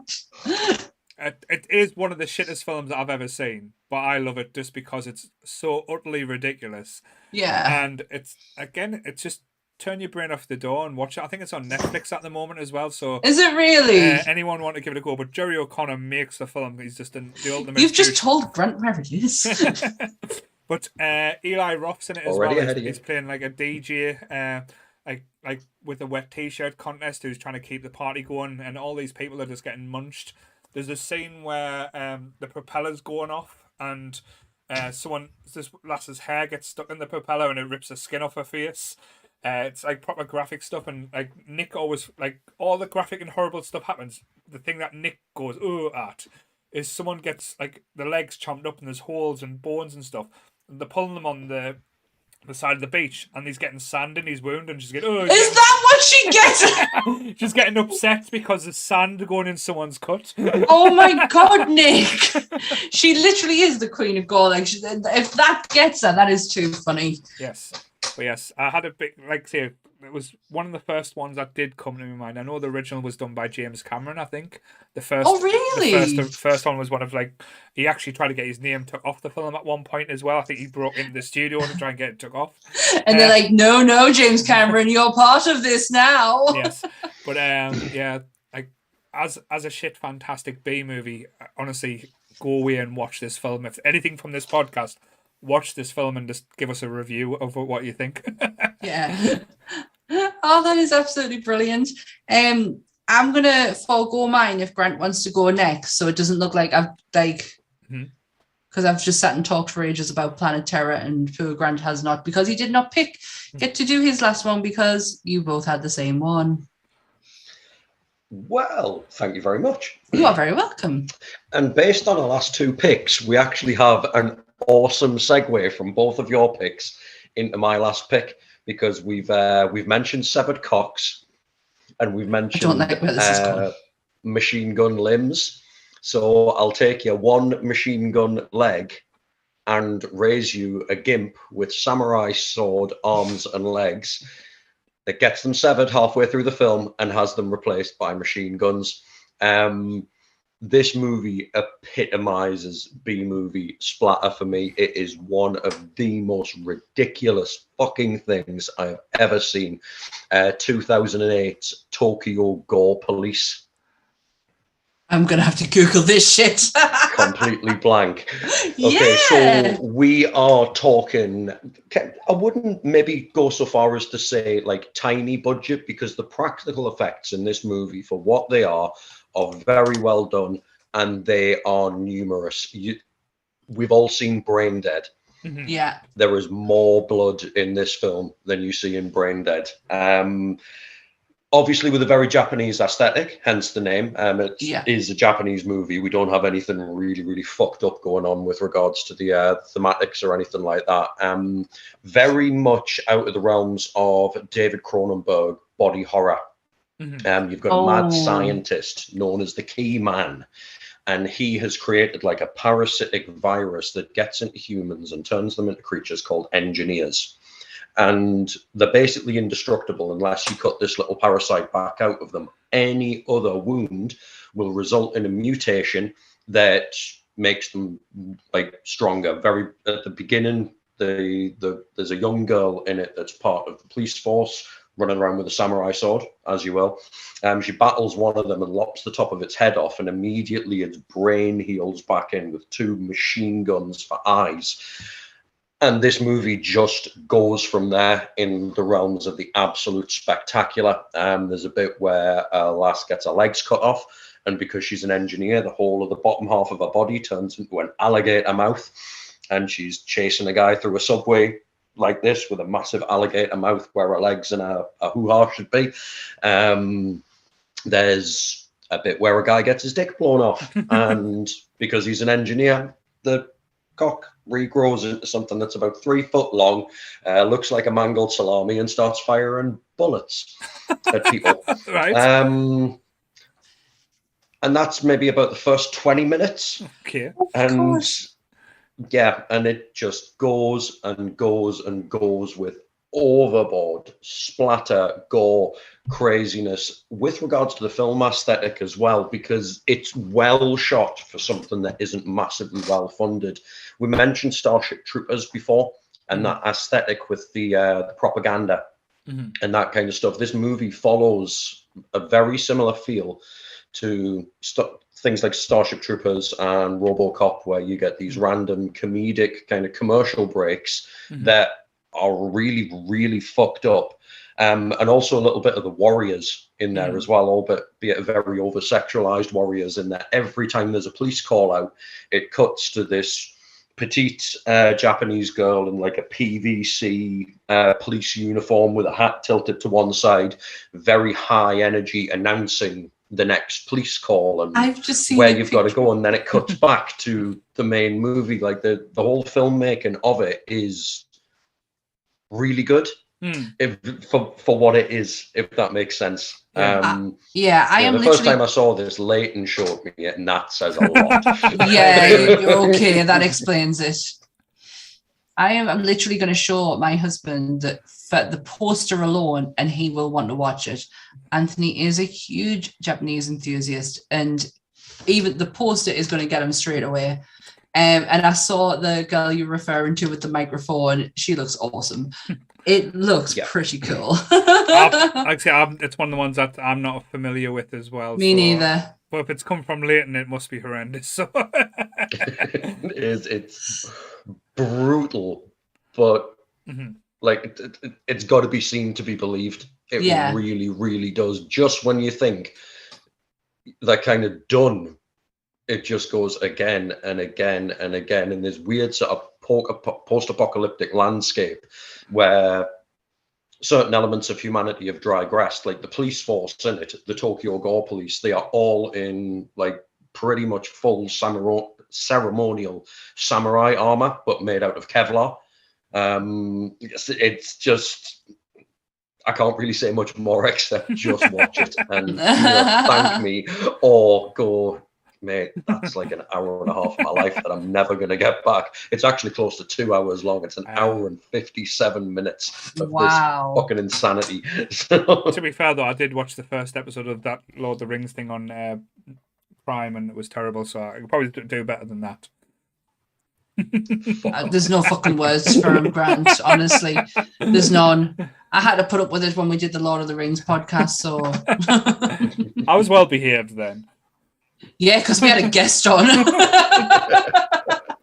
think I said I don't hate the film, I just don't like it. The film about walking, but yeah. I'm not getting into it again. What a brilliant, fantastical choice. Oh, well then. It's got to be seen for the gimp with machine gun limbs. Mate, I've just seen pictures of it. It looks awesome. I literally have it right on the screen right now. Okay then, so my last choice, I've saved this one for last because my sister's gonna kill me for picking this. And when I mentioned, would you class this as a B movie? My future brother-in-law turned around and went, it's just a shit movie. Its title has a 2 in it, but yet there's not a first one, right? So it has 2 in the title, yet there's not a first one. The director and writers are Italian director and writers. The cast is American. There is an absolute huge language barrier right in the middle there. It is from, 1990. It's Troll 2. I fucking love this film so much. The dialogue is terrible. The script is fucking horrendous. The acting is just sheer brilliance of terribleness. Is it this one or the first one that got voted the worst movie ever made? There's not a first one. It's just a second one. There's no Troll 1. It's just Troll 2. Right. Is this the one where the troll's in the apartment building? They're not really trolls either. They're more like grassy monster creature thingies. Right, yes, and like some kind of ring that keep on twisting and... Yeah. Oh, yes. And it's the guy who stands there and goes, they're eating him, and then they're gonna eat me. Oh no! That's the length of the dialogue. The dad who constantly keeps shouting, "We do not piss on hospitality." It's really terrible, but really fantastic at the same time. But yeah, it doesn't have a first. There's no Troll 1, so don't go looking for it because you ain't gonna fucking find it. There's just Troll 2. Yeah. I remember getting voted the worst actual movie that was ever made. It's the worst film. Yeah, I totally can 100% see that. When you go into it on Google, The Room is like the next film. It's like, if you want to watch this, we recommend this, and it's The Room. but basically, isn't there a little blonde lass in it that acts all creepy as well, and like pinpricks people and stuff like that? Or am I talking about a total different film? Or am I just? Oh, I don't think that's the case. Was I just high at the time or something? I don't know. Yeah, they are troll looking, like they are. There's a lot of green mossy shit going on as well. I remember that because it used to, like things used to look too over. It freaked us out watching as a kid. I just never knew what kind of went on. There is Troll. This is Troll and Troll 2. Troll was. I don't think they've got anything to do with each other. Possibly, because Troll was done in 1986. Yeah. And then Troll 2 was done in 1990. Oh, fucking hell, I'm seeing the pictures of Troll 2. Jesus. I think they are the same thing, but just completely different movies. But completely different, yeah. Like there's no there's no starting point to this. It's just Troll 2. You see the picture. There's Troll 1. Look at that troll. Troll! Look at that troll! I had to pick it though when I was like, because when we were going through the list of like films, I was like, is Troll 2? Would you class Troll 2? I was like, I don't care. I'm having Troll 2 on there. I remember watching it a couple of years ago. Is when I went through a stage of Italian horror, and this came up, and only because the director is Italian. I think I watched Demons the same night as well. Right. So that I went from like that to Demons, and Demons is like unreal, absolutely unreal film. I nearly picked Night of the Demons as my last choice, but because I've only ever seen it once and I didn't quite get it, I was like, I'm not gonna put it on there because I do want to watch it again and give it another chance. But yeah, I had to go with Troll 2. Go and watch it, people. It's I'm just going to fucking horrendous. See if I can give people a treat here. Bear with me. Like I'll keep selling it for them, Sam. I'm just going to see if I'm getting it. Watch Troll 2. It's so bad. It's so bad. You love it. Plot synopsis here. How to avoid having to do any sort of gore or splatter. The plot concerns a family pursued by vegetarian goblins who seek to transform them into plants so that they can eat them. That's amazing.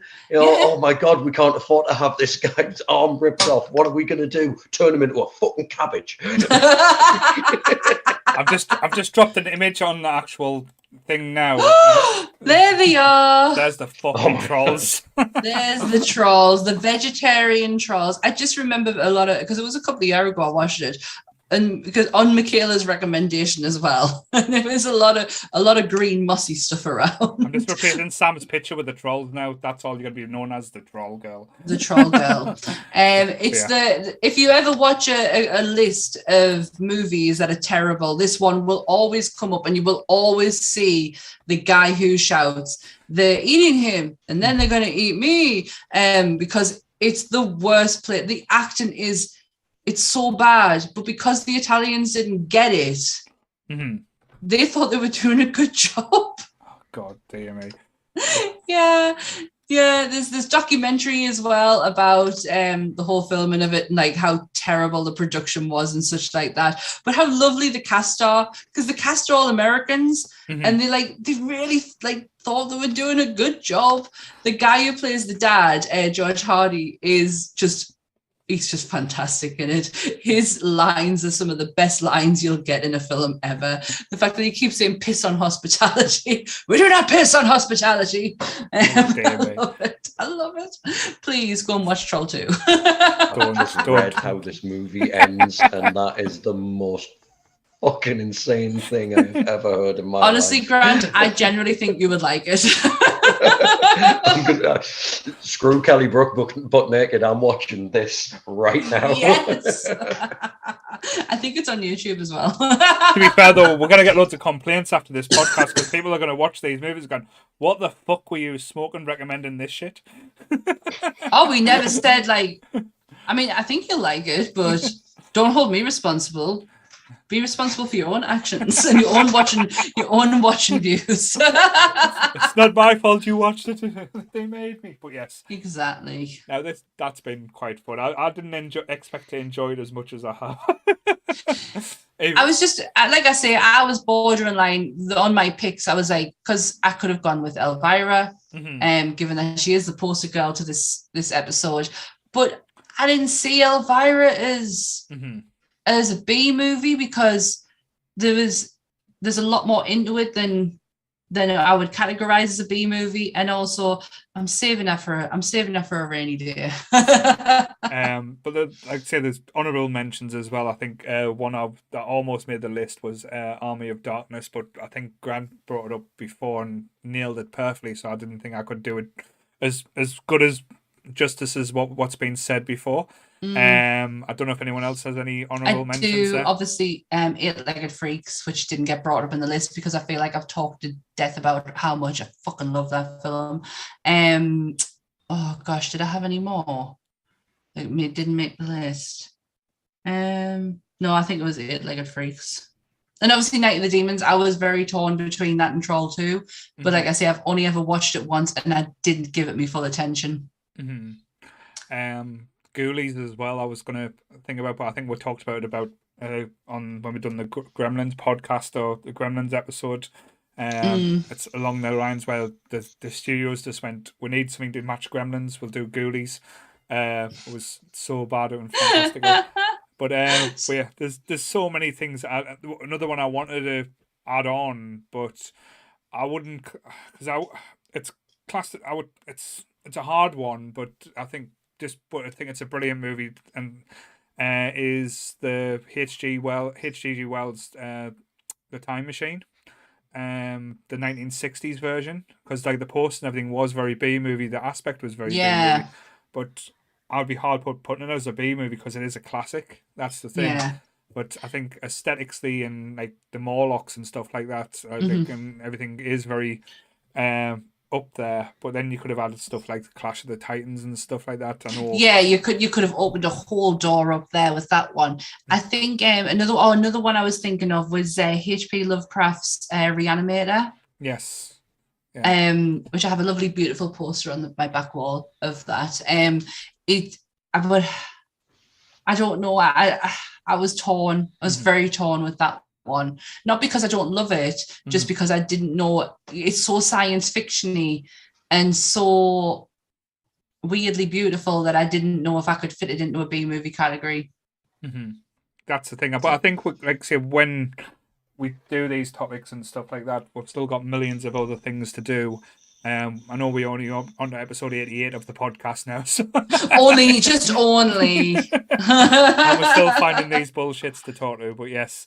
So yeah, that's our top 5 B movies. So thank you, Grant, and thank you, Sam, for putting up for all the technical issues that we've had tonight. So that's honestly, it's all a learning curve. Yes, but like I say, trying to add new things to the thing. So I hope you've enjoyed the video clips, and like I say, I'll try and make it work a little bit easier and better next time. And you remember how happy you were on the second episode or the third one when we did the toys and you managed to put your images up. I can do that better just now. The pictures. Yeah. I just remember how happy you were then. Yes. But for anyone that doesn't know, we are doing something a little bit special tomorrow. So if you hadn't heard, it's going to be a full day streaming event. It's going to be a mixture between Twitch and the YouTube channel. So I think we're starting out at 11, where me and Jake are facing off again, doing a Sonic 2 to see who can complete it within 2 hours. Some people said it's madness, it cannot be done, but I will make that fucking hedgehog my bitch tomorrow, trust me. Then we are doing a little bit of ghost hunting with Phantasmophobia for a few hours. So might get some new faces and new people you haven't seen on. I think that's going to be on the Twitch channel. Then we are bringing it back to the YouTube, where me, Sammy, and any fucker who has the balls to come on and talk to us and ask questions. And answer our fucking questions as well. That'll be the thing. Yeah. I think Grant's going to come on. I think Jake said he'll pop in, but anyone who wants to, we'll have a bit of a crack for a few hours and see how that goes. Then we're going to do some community games where we're going to play Fall Guys and going to try and get a game of Among Us out the way as well. And then finish off with some more spooky ghost hunting when it's dark, and so you can see Sam scream like a bitch. Because it's happened before. Actually, it happened before, but not on camera, just in Paul's earplug when we were having a game, and my husband decided to scare the shit out of us. Yes. We may actually see the debut of my poor husband tomorrow. Not on the podcast. He won't be here at that time, but game wise, I'm really looking forward to obviously the podcast part. Because it is our little baby. Yeah. So don't be mean. Don't come on and give a shit. Because I'll Well, it's easy. You can get muted. You can get put off. So don't worry. I'm not scared of it. You have the power to mute people, not me. I've got to sit here and take it. So many jokes there. I say it honestly. I do myself no fun. Yeah, don't grand. worry, guys. She's wearing pants today. We've had confirmation. Sam is wearing pants. It's really cold. The weather's totally changed. It's really cold. Definitely. But thank you for everyone who's been on the chat as well. Like I say, it seems like you've had a little bit of a blast, and any new people that's been listening, any old people, like I say, any feedback is welcome. We are trying to improve all the time. You can pretty much find the podcast on any type of availability. Like say Charlotte's Book Club, the Twitch channel we have mentioned, Instagram, like say the TikTok bullshit, whatever the fuck that the kids are calling it these days. Laura's TikTok, she's doing a grand job of TikTok. And just from myself, and obviously Paul and Grant, the chat has been absolutely fantastic again tonight. Lee, you win punner of the night. I have been watching them out of the corner of my eye, and I have tried my best not to burst out laughing. So Lee, you win. Oh dear. Goodwill's going to throw his toys out the pram now, isn't he? Goodwill can. He didn't come out with some cracking ones like Lee did. Yeah. Anything you want to finish off with, Grant? No, I don't think so. You mentioned honourable mentions. There's one mention that I do have to shout out for a local horror film, because a small part of this horror film was filmed upstairs in the borough when I had the pub. It's a movie called DNR. It was done by a load of filmmakers from Hartlepool, and they just did a zombie movie around Hartlepool and actually made a bloody good job of it. I'm pretty certain that that's still available on YouTube. So give it a search. It was by Collierywood Studios. They're definitely from Hartlepool. Yeah, for a zero budget local zombie film, they did a fucking stand-up job. So go and get that one. Support some local artists. Awesome. Yeah. See, I told you you'd upset Goodwill. He's all salty in the chat now. You should come up with better puns then, shouldn't he? Just getting rid of the porn bots that Grant seems to be bringing around. So yes, we'll need to investigate why the porn chat keeps coming around every time Grant's on. Grant. It's just Grant's presence. I think we know. But yes, investigation complete. So hopefully see you guys tomorrow who can make it. Yep. Hopefully we'll play some games. But yeah, same bat time, same bat channel, guys. Stay nerdy, everyone. Bye.